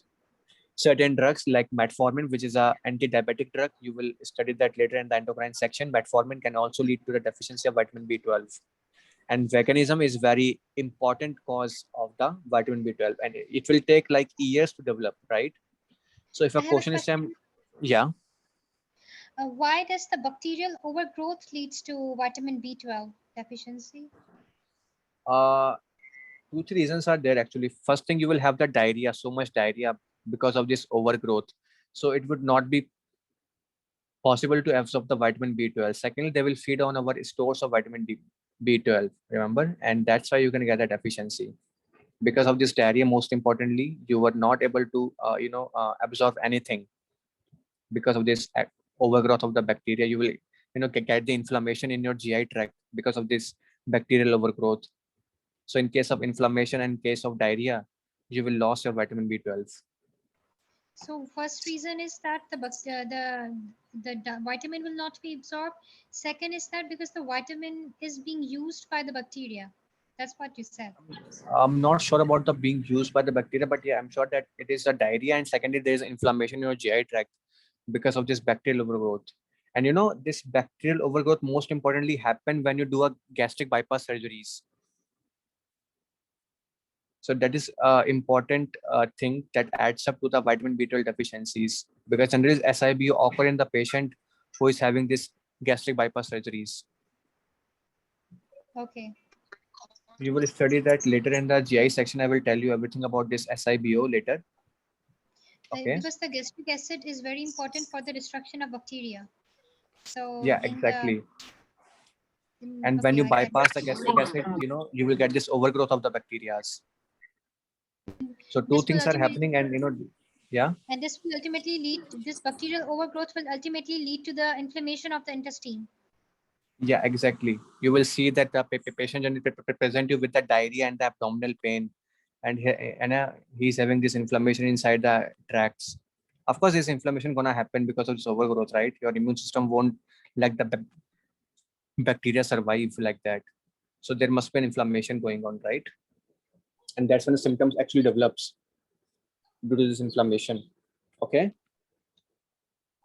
And generally this SIBO always occur in a patient with bypass surgery. So this bypass also contribute to this deficiency of vitamin B12 itself. Okay. You will have a question on this SIBO. You will encounter that.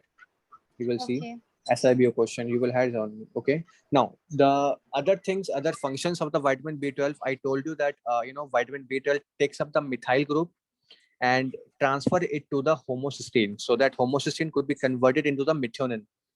And this methyl tetrahydrofolate can be easily converted into the tetrahydrofolate to be used by the DNA and the RNA synthesis. Okay. Now, what happens if the vitamin B12 and this methionine ultimately converted into the S-adenosyl methionine? Remember this SAM molecule I told you about? What function it do? I don't know. Yeah. Use it as methyl donor methylation. Yeah. It donates the methyl group. Remember the methyl transferase enzyme for the methylation process, the imprinting. Okay. This SAM enzyme is very much important for that. So now, if you get a vitamin B12 deficiency, then you are not able to convert your homocysteine back into the methionine. And you should know that this homocysteine is very toxic to your blood vessels, and you will get what a thrombotic attack, and eventually you will get the homocystinuria. Remember the Marfan syndrome, homocystinuria? Both of them have very similar symptoms, but you will get the intellectual disability in this homocystinuria, and you will get multiple episodes of myocardial infarction in a very young age. So whenever you encounter any child or a very young patient having multiple episodes of myocardial infarction or the strokes, you will always think about this homocystinuria. And vitamin B12 deficiency is a very important cause of this homocystinuria. Okay. And another very important thing that I want to tell you about this methylmalonic acid, the fatty acids, most importantly, are branch change fatty acids and amino acids. They will convert it with the help of this, remember this enzyme, the vitamin B1? Branch chain Branch chain keto acid dehydrogenase. It will convert this keto acid, this amino acid, into the methylmalonic acid. So this step requires a vitamin B1. Now, after converting into the methylmalonyl coenzyme A, this methylmalonyl coenzyme A requires a vitamin B12. And this is a mutase enzyme that converts the methylmalonyl coenzyme A into the succinyl coenzyme A. And you should know that succinyl coenzyme A is a part of your TCA cycle. So by here, the these things can adds up into the TCA, can enter into TCA very easily. Or the succinyl coenzyme A along with vitamin B6 could be used for the synthesis of heme. So that's why this pathway is required. Now, what happens if you develop a deficiency of vitamin B12? You will get the very high level of methylmalonyl coenzyme A, right? And you should know that this methylmalonyl coenzyme A is very neurotoxic. It will cause the demyelination of your nerves in your tracts. And what you will get, a upper motor neuron neuropathy. You will get a demyelination of the tracts in your spinal cord or in your brain. Okay. And what you will get is a subacute combined degeneration of your dorsal columns. This is known as subacute combined degeneration that includes your dorsal columns. You will study them later in the neurological sections. The lateral corticospinal tract that leads to the weakness in your muscles. The spinocerebellar tract that lead to the ataxia. Dorsal column will lead to the loss of sensations. Okay. And likewise, I told you, you will get the megaloblastic anemia, and just like the vitamin B9 deficiency, you will get the pancytopenia because you're not getting the DNA and RNA for the cell maturation. So you will get the pancytopenia, you will get the paresthesias, you will get the subacute combined degeneration where you lost your anterior horns. Sorry, you will lose your corticospinal tract, you will lose your dorsal columns, and you will lose your spinocerebellar tract, not the anterior horns. And this is all the upper motor neuron neuropathy. Okay. Similar to this, you will also get the subacute combined degeneration in the vitamin E deficiency, and along with that, you will also get the anemia in the vitamin E deficiency. So you should know how to differentiate between these two deficiencies.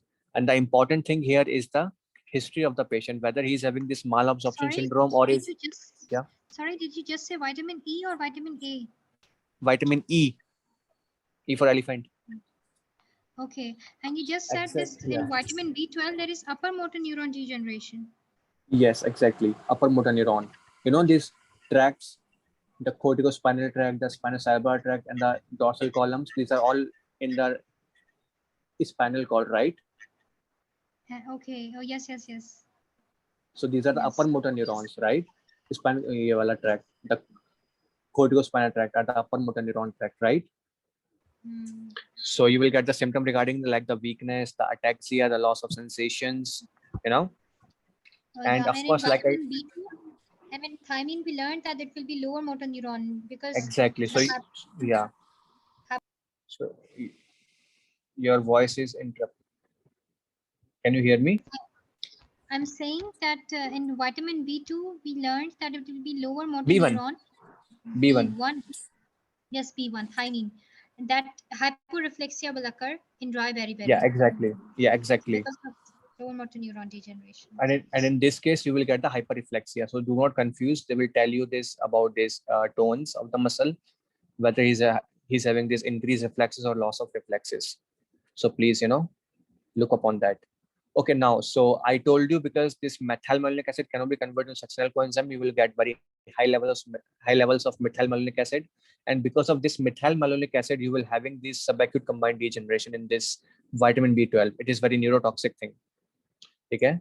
And it will cause the irreversible nerve damage, you should know. The causes of damage the cause of deficiencies I told you here. And you should know that folate supplementation can mask the hematologic symptoms caused by the vitamin B12 deficiencies. I told you if you give the patient tetrahydrofolate, you can easily overcome the megaloblastic anemia, remember? But you cannot overcome the neurological symptoms. So it could be a scenario where the patient is having a megaloblastic anemia and you give the patient vitamin B9, but then again, after 2-3 months, the patient will, return to your clinic and he will tell you that he's having this loss of sensations and having this muscle weakness, and that's how you know that this patient is not having the vitamin B9 but a vitamin B12 deficiency. You will have similar questions like that. Okay, any doubt in it? This vitamin B12, you should know the function, you should know what causes the deficiencies, you should know what happened when you get the deficiency, you should know these two pathways, how it is linked to the synthesis of pyrimidines. Okay, should I move forward now? Yes. Yes. Okay, Yes, then you comes can. the vitamin C, which is the ascorbic acid. You should know the function of vitamin C. It is an antioxidant.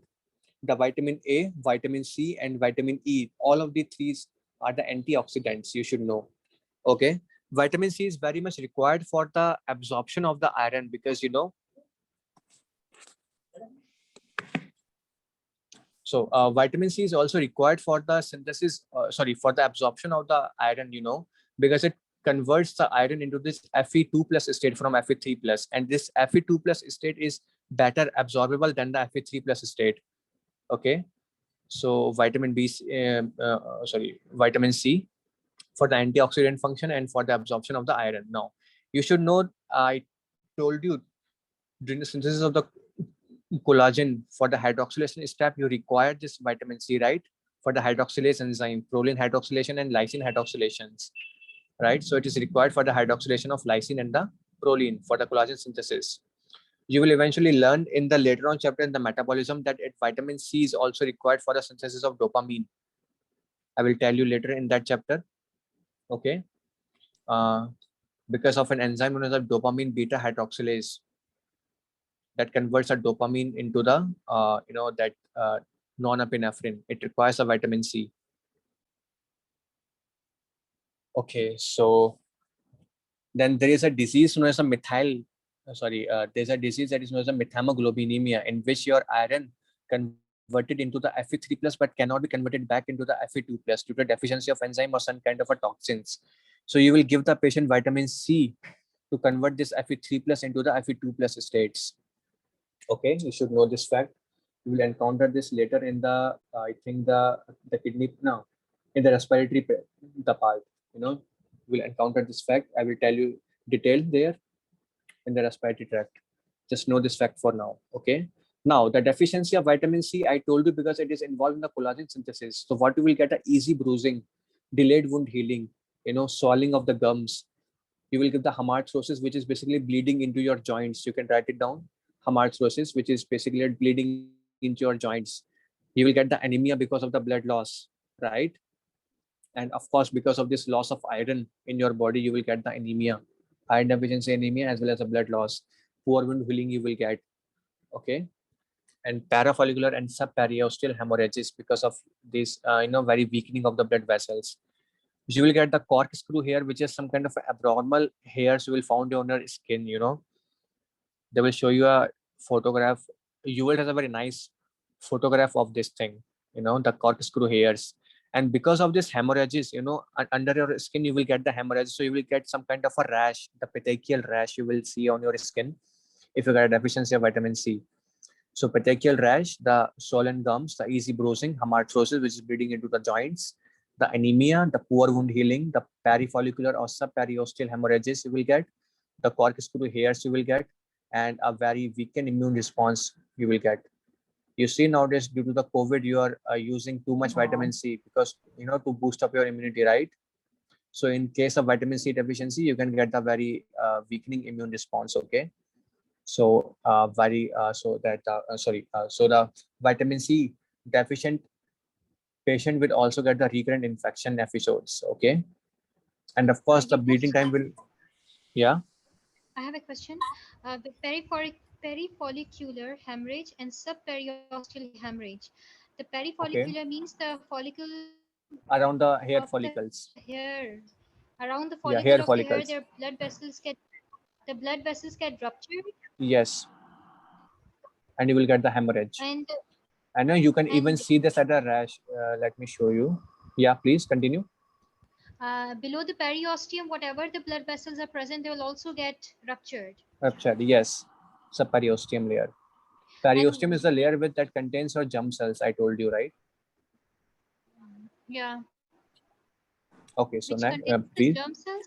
Periosteum is the layer which contains. Sorry, not the germ cells. I'm so sorry that these osteoblasts and osteoclast cells, stem cells, not the germ cells, stem cells. And you just said that with vitamin C deficiency, you'll get increased bleeding time. So what is the reason for that? Because you are having delayed wound healing, right? You need the collagen to stop the bleeding. And if you do not have any collagen, isn't the bleeding time purely related to platelets? yeah, no doubt it related to the platelets, but here also you will get the increased bleeding time, but normal PT and PTT. This is a special case you should learn. Because it just not depend on the platelets, but also some kind, some extent to the collagen also. Okay. Okay, fine. Okay, so what I want to tell you about this, yeah, parafollicular hemorrhages. So you will get this kind of a rash all over your thighs. Let us suppose it's a thighs, you will get this kind of rash all over your skin, like that. So whenever you have this kind of a rash all over reddish rash over your thighs or over your arms or over your abdomen, you can think it about the vitamin deficiency, vitamin C, because of this parafollicular hemorrhages. It is a petechial type rash you will see. Okay. And again, these corkscrew hair, which are something like this type of hair you will get. This is a corkscrew hair. You will have a nice photograph of this type of hairs. Okay, so you can refer to there. Okay, now the toxicity of vitamin C. What will happen if you take too much of the vitamin C? You should know that vitamin C will eventually convert it into the oxalate. And that's why if you take too much of the vitamin C, you will get the oxalate stones in your kidney. Okay, nephrolithiasis. It is a side effect of excessive vitamin C intake. You will get the nausea, vomiting, diarrhea, fatigue, and you should know if you're having an iron toxicity. Okay, for example, the hereditary hemochromatosis, or if you are a patient who is on the blood transplant, then you will eventually get the lots of iron stored inside your body. And above that, if you take a vitamin C, like I told you, that it helps in increasing the absorption of the iron, because Fe2 plus is very much easily absorbable than the Fe3 plus. So you should know that this in this scenario, in the hereditary hemochromatosis or very high iron state, the vitamin C is contraindicated. It will just worsen the symptoms. Okay. And a classical patient of this vitamin C deficiency would be an old age patient who just lost someone, or who is not taking care of someone, of himself, or he lives alone on a bread of pieces, on a pieces of bread, or some some kind of these corns or something like that, or maybe an alcoholic or a severe malnourished patient. Generally, these type of patients get this vitamin C deficiency. Whenever they want to give you a case of vitamin C deficiency, they need to tell you these things: either the malnourishment, either the alcohol, either the old age is must. No, old age. This is a very classical age group. they will get the vitamin deficiency. Okay. Any doubt? No, no, no. Oh. Just three more vitamins, and we will finish today. Okay. Please bear with me, guys. Then comes the vitamin D, which is in the exists in the two form, which is D2 and the D3 form. The D3 form is known as a cholecalciferol, and the D2 form is known as the ergocalciferol. You need to learn these names. Cholecalciferol you will get from the milk products, the fish, the plant products, and of course exposure to the sunlight by the skin. And the ergocalciferol you will get from the plant and the fungi products only.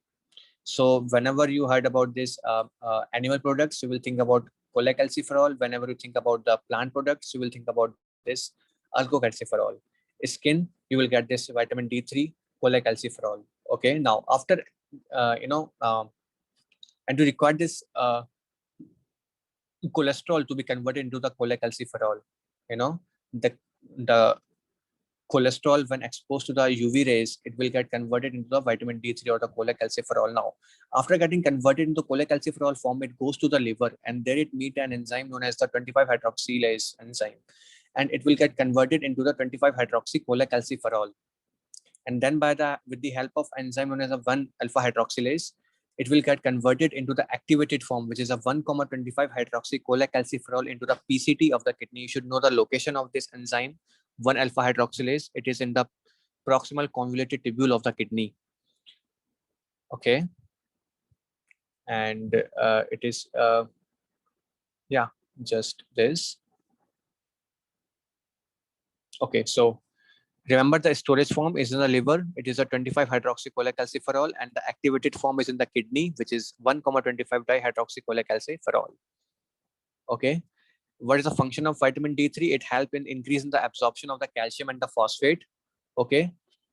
It causes the bone mineralization at the low levels, but at the high levels, if you take too much of the vitamin D, it will start resorbing your bone. It will start destroying your bone. It will activate the osteoclast at very high level, at very high dose, and that's why you will get the bone destruction at high doses. But at the low doses, you will get the mineralization of the bone. Okay.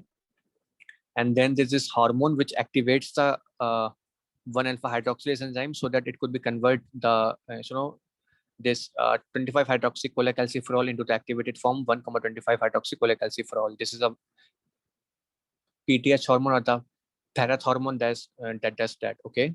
So regulation की बात करते हैं. Let's talk about the regulation. If you have too much of PTH inside your body, let's suppose you get a deficiency of calcium inside your body. So what you will get an increased amount of PTH, because the sole role of this. I'm really sorry to interrupt, but yeah, you just mentioned that the enzyme 1-alpha-hydroxylase is present in proximal convoluted tubule. Yes.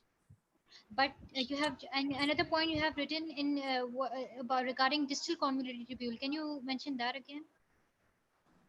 It is absorption of the phosphate. It is absorption of the phosphate. It's written calcium absorption binding? Calcium. Cal binding is basically a protein which binds to the calcium and help in absorption of the calcium, and this happens in the DCT. Okay. Cal binding is a protein. Cal binding is a protein which is present in the DCT. Okay. What it does, it binds to the calcium and help in the absorption of the calcium in the DCT. Okay. It's normally present in our body? Yeah, exactly. It is normally present in our body and help in the calcium absorption. In the distal convoluted tubule. Yeah, exactly. Okay, so when you get a low amount of calcium in your body, you should know that the sole purpose of this parath hormone is to regulate the calcium inside your blood. Okay, so whenever you get a low calcium level, you will get a very high calcium. You will get this high level of this hormone. This hormone prevents the absorption of phosphate in your kidney. Okay, so you will get the low phosphate levels in your body, and you will get this, because of this increased hormone production, you will get the increased production of this activated vitamin D3. Okay, and you should know that both calcium as well as this activated vitamin D3 gives a negative feedback to this PTH. Okay, as well as to its own production. Vitamin D3 gives a negative feedback to its own production as well as gives a negative feedback to this PTH also. Okay, whenever you have an increased hormone concentration, you will get an increased reabsorption of the calcium and the loss of phosphate in the kidney. You should know the function of this hormone, okay?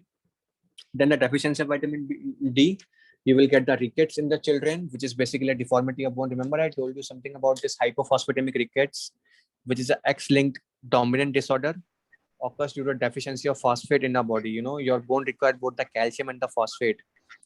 Okay. So that is one thing. And the other thing in the rickets, it is due to the vitamin D deficiency, because vitamin D is required for the absorption of calcium. So with the vitamin D deficiency, you will get the loss of calcium, right? And so you will get the bone deformities such as genu varinum. This is the figure showing the genu varinum, which is bowing of the legs. Okay. You will get the osteomalacia, which is weakening of the bones in the adults. So it will describe them as a bone pain. You know, the question stem will describe you as a bone pain, this osteomalacia. Okay, the pain and weakness. And of course, you will get the hypocalcemic tetany. You should know that calcium actually, you know, closes your sodium channels. So in case if you lost the calcium, it will, you know, get too much activation of the sodium and eventually will get the tetany due to the hypocalcemia.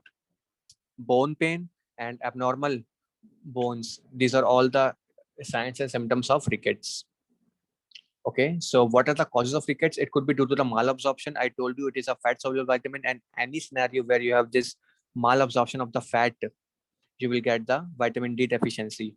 And the vitamin D deficiency, they will describe you a patient who is having, you know, something like inflammatory bowel disease, or might be a celiac spur, or might be a pancreatic deficiency. And then this patient started having this bone pain. So that's how you should know that this must be a case of vitamin D, because he's having a malabsorption syndrome and now he's having a bone pain. So this must be the vitamin D deficiency. Okay.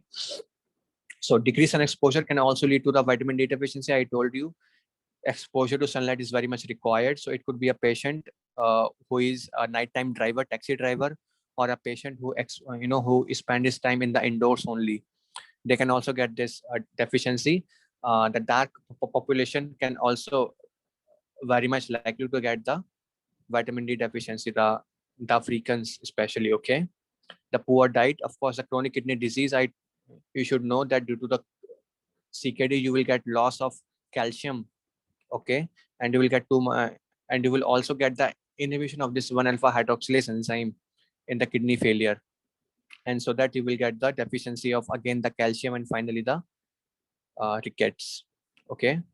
Liver diseases can also lead to the vitamin D, because I told you liver contain an enzyme known as a 25-alpha hydroxylase, which converts the vitamin into its storage form. So if you get a liver disease, you will lose the storage of vitamin D. You will get a vitamin D deficiency. You should know that every breastfeeding infant should receive a vitamin D, because mother's milk is not very much rich in the vitamin D.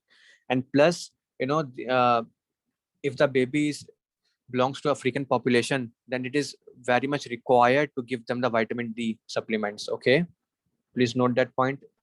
Vitamin D supplements to the infants. Yes. Okay. Another point that you have written regarding chronic kidney disease.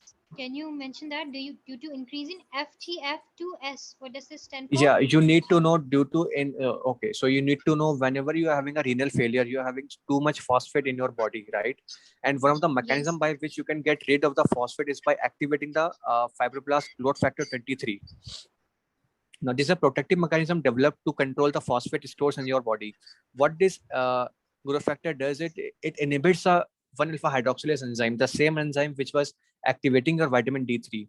So once this enzyme get deactivated, you won't get vitamin D, and you should know that vitamin D actually help in the absorption of phosphate in your GIT, right? As you can see here, intestinal absorption of phosphate and calcium is done by the vitamin D. So right, this fibroblast growth factor inhibits the vitamin D so that your phosphate cannot be absorbed. But ultimately what happens is you will lose the calcium also, right? And so that you will get the rickets ultimately. You understand it now? So in hyperphosphatemia, that is an increased phosphate level, we can get this mechanism. That generally happens in the kidney failure always. In kidney failure, the fibroblast growth factor 23 is increased, which inhibits this 1-alpha hydroxylase. Yeah, exactly. and that will lead to the inhibition of vitamin D, so that you cannot absorb the phosphate as well as the calcium. But what happens is you cannot lose the phosphate from the kidney. Okay, Yeah. you cannot lose the phosphate from the kidney, so that its store keep on increasing and increasing.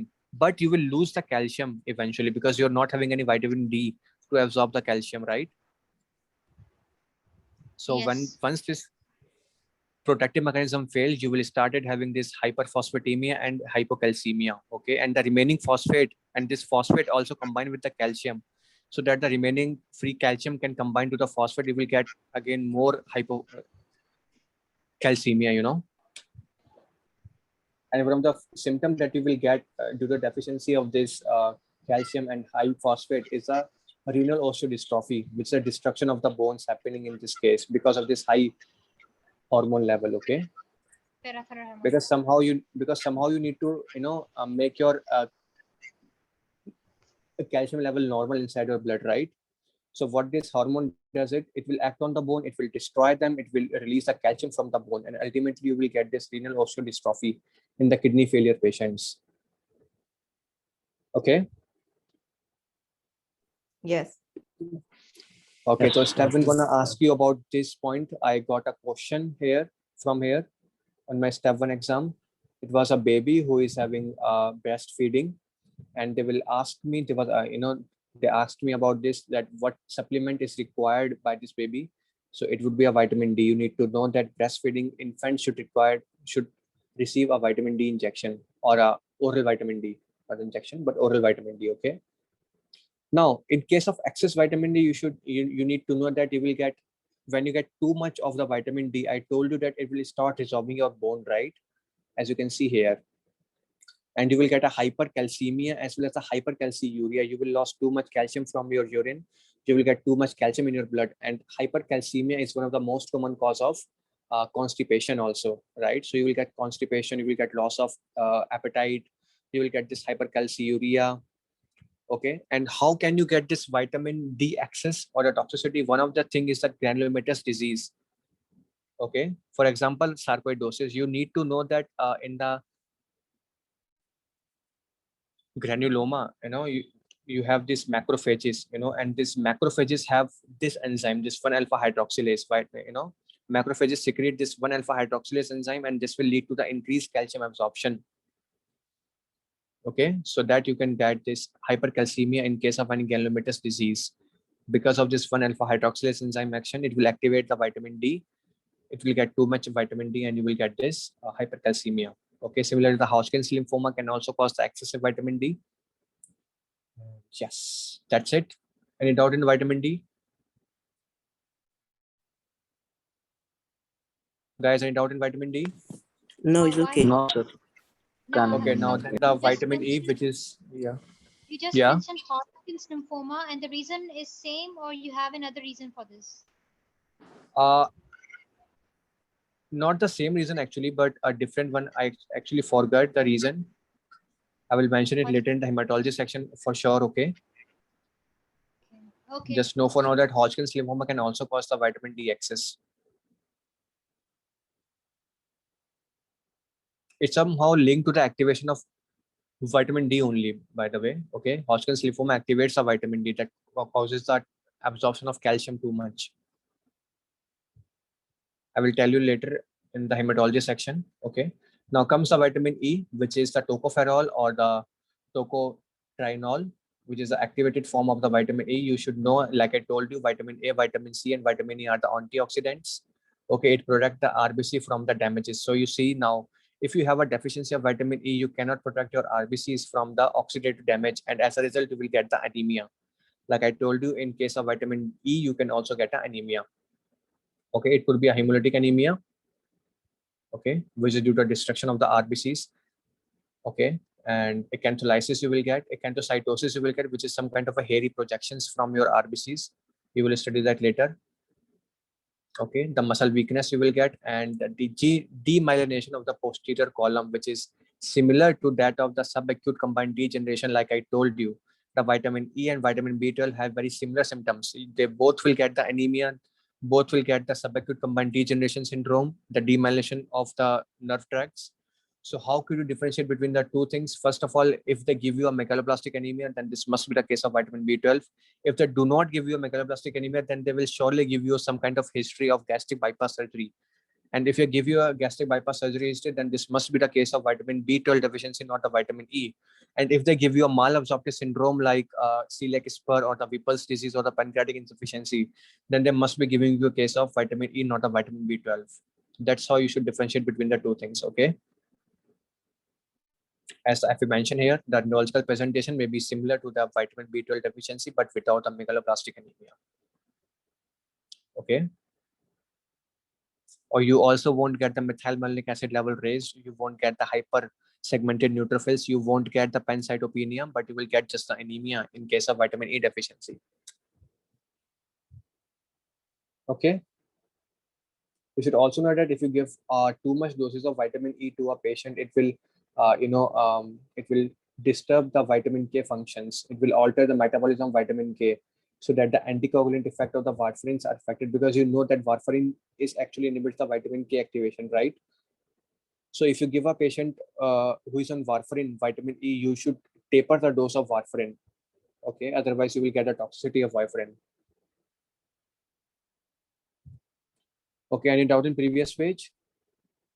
This is the last vitamin we will study, the vitamin K. Okay. You just said that it is similar to Friedreich's ataxia. So how does it happen? No, not the Friedreich's ataxia. Where? You have written probably similar to Friedreich's ataxia. Oh, symptoms. Yeah, yeah. You should know that vitamin B12, vitamin E, and Friedreich's ataxia have very similar symptoms. You know, both will, all of the three will get the demyelination of the posterior column. All of the three involve the, this corticospinal tract. All of the three involve the spinocerebellar tract. Okay, so symptoms are always similar for vitamin E deficiency, vitamin B12 deficiency, and Friedreich's ataxia also. You will study that ataxia later in the neurology section. You will see that vitamin B12 and Friedreich's ataxia have almost similar presentations. But some other involvements are also there in the Friedreich's ataxia, like, increase curvature of your foot and the involvement of your heart, hypertrophic cardiomyopathy and the diabetes mellitus. Okay.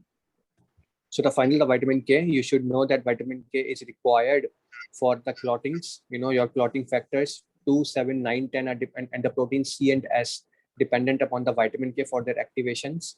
Okay, vitamin K actually activated by the epoxide reductase, and that is the same enzyme which inhibited by the warfarin. Warfarin inhibits this epoxide reductase so that vitamin K can never be activated to activate these clotting factors. Okay. And you should know that vitamin K is required for the as a cofactor for the gamma carboxylation of the glutamic acid. Okay. And of course, this vitamin K is not synthesized in your body, but it is synthesized by the intestinal flora, the bacteria. So in case of SIBO, the bacterial overgrowth, one deficiency you will not get is a vitamin K. Okay, you won't get a vitamin K deficiency in SIBO, but you can get the vitamin A deficiency, vitamin D deficiency, vitamin E deficiency, and vitamin B12 deficiency in case of SIBO. Okay. Then, as I told you, because vitamin K is involved in the activation of clotting factor 2, 7, 9, 10, and in the deficiency of vitamin K, you will get a deficiency of these clotting factors. So you will get the increased PT as well as the increased APTT. You will study that pathway later in the hematology section. That all these things required involved in this. I'm sorry what I'm saying. Yeah, you will study that later in the hematology section. This whole pathway of this factors 2, 7, 9, and 10. Okay, but a normal bleeding time, you should know. If you get a vitamin C deficiency, you will get an increase in the bleeding time, but a normal PT and APTT. But in case of vitamin K, you will get an increased PT and APTT, but a normal bleeding time. Okay, and when can you expect a vitamin K deficiency? First of all, in the neonates, because neonates do not have any well-developed intestinal flora. So every neonate is required an injection of vitamin K. If you do not give the injection of vitamin K to these patients, you can expect a hemorrhage in the brain. Okay, bleeding in the brain of these neonates. So it is very much required by the neonates to use this vitamin K. Plus the patients on the antibacterial drugs, they disturb the intestinal flora, and you will get a vitamin K deficiency in these patients. So whenever you are using a drug like antibacterial drug, you should always taper the dose of warfarin in this scenario because it will cause a toxicity. Okay. And you should know that vitamin K is not in the breast milk. So you should give the patient vitamin K injection. Otherwise, you will get the hemorrhage in your brain, cerebral hemorrhage. Okay. And in the malabsorption disorders, you can also get the vitamin K deficiency because it is a fatty vitamin. Okay. You just mentioned in vitamin C. You just mentioned in vitamin C that it increases the bleeding time and PT and APT remains normal. And Yeah. now the finding in vitamin K are opposite of that. Yeah, exactly. Ekdam opposite. Totally opposite, yes. So what are the symptoms of vitamin K? It will relate to the bleeding. Okay, you will get a deep bleedings like like the hamartosis or bleeding in the joints. You will get the hematoma in parts of your body. You will get the easy bruising. So similar symptoms like that of the vitamin C deficiency, but bleeding time is normal and PT and APTT is increased. You will get very deep bleedings in case of vitamin K deficiency. Okay. Yes, and you have mentioned red poison. Red poison is actually the warfarin. Red poison Acha. contains a warfarin. Okay. So whenever a question is time mention you some kind of a suicide attempt where the patient ingested a red poison, so they will ask you what is the antidote of this red poison. So you should know the antidote of this warfarin. Okay. The fast frozen plasma, right? Yes. Okay, so we are done for today, guys. Any doubt in vitamin K, you can ask me.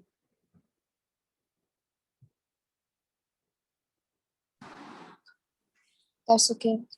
Got everything.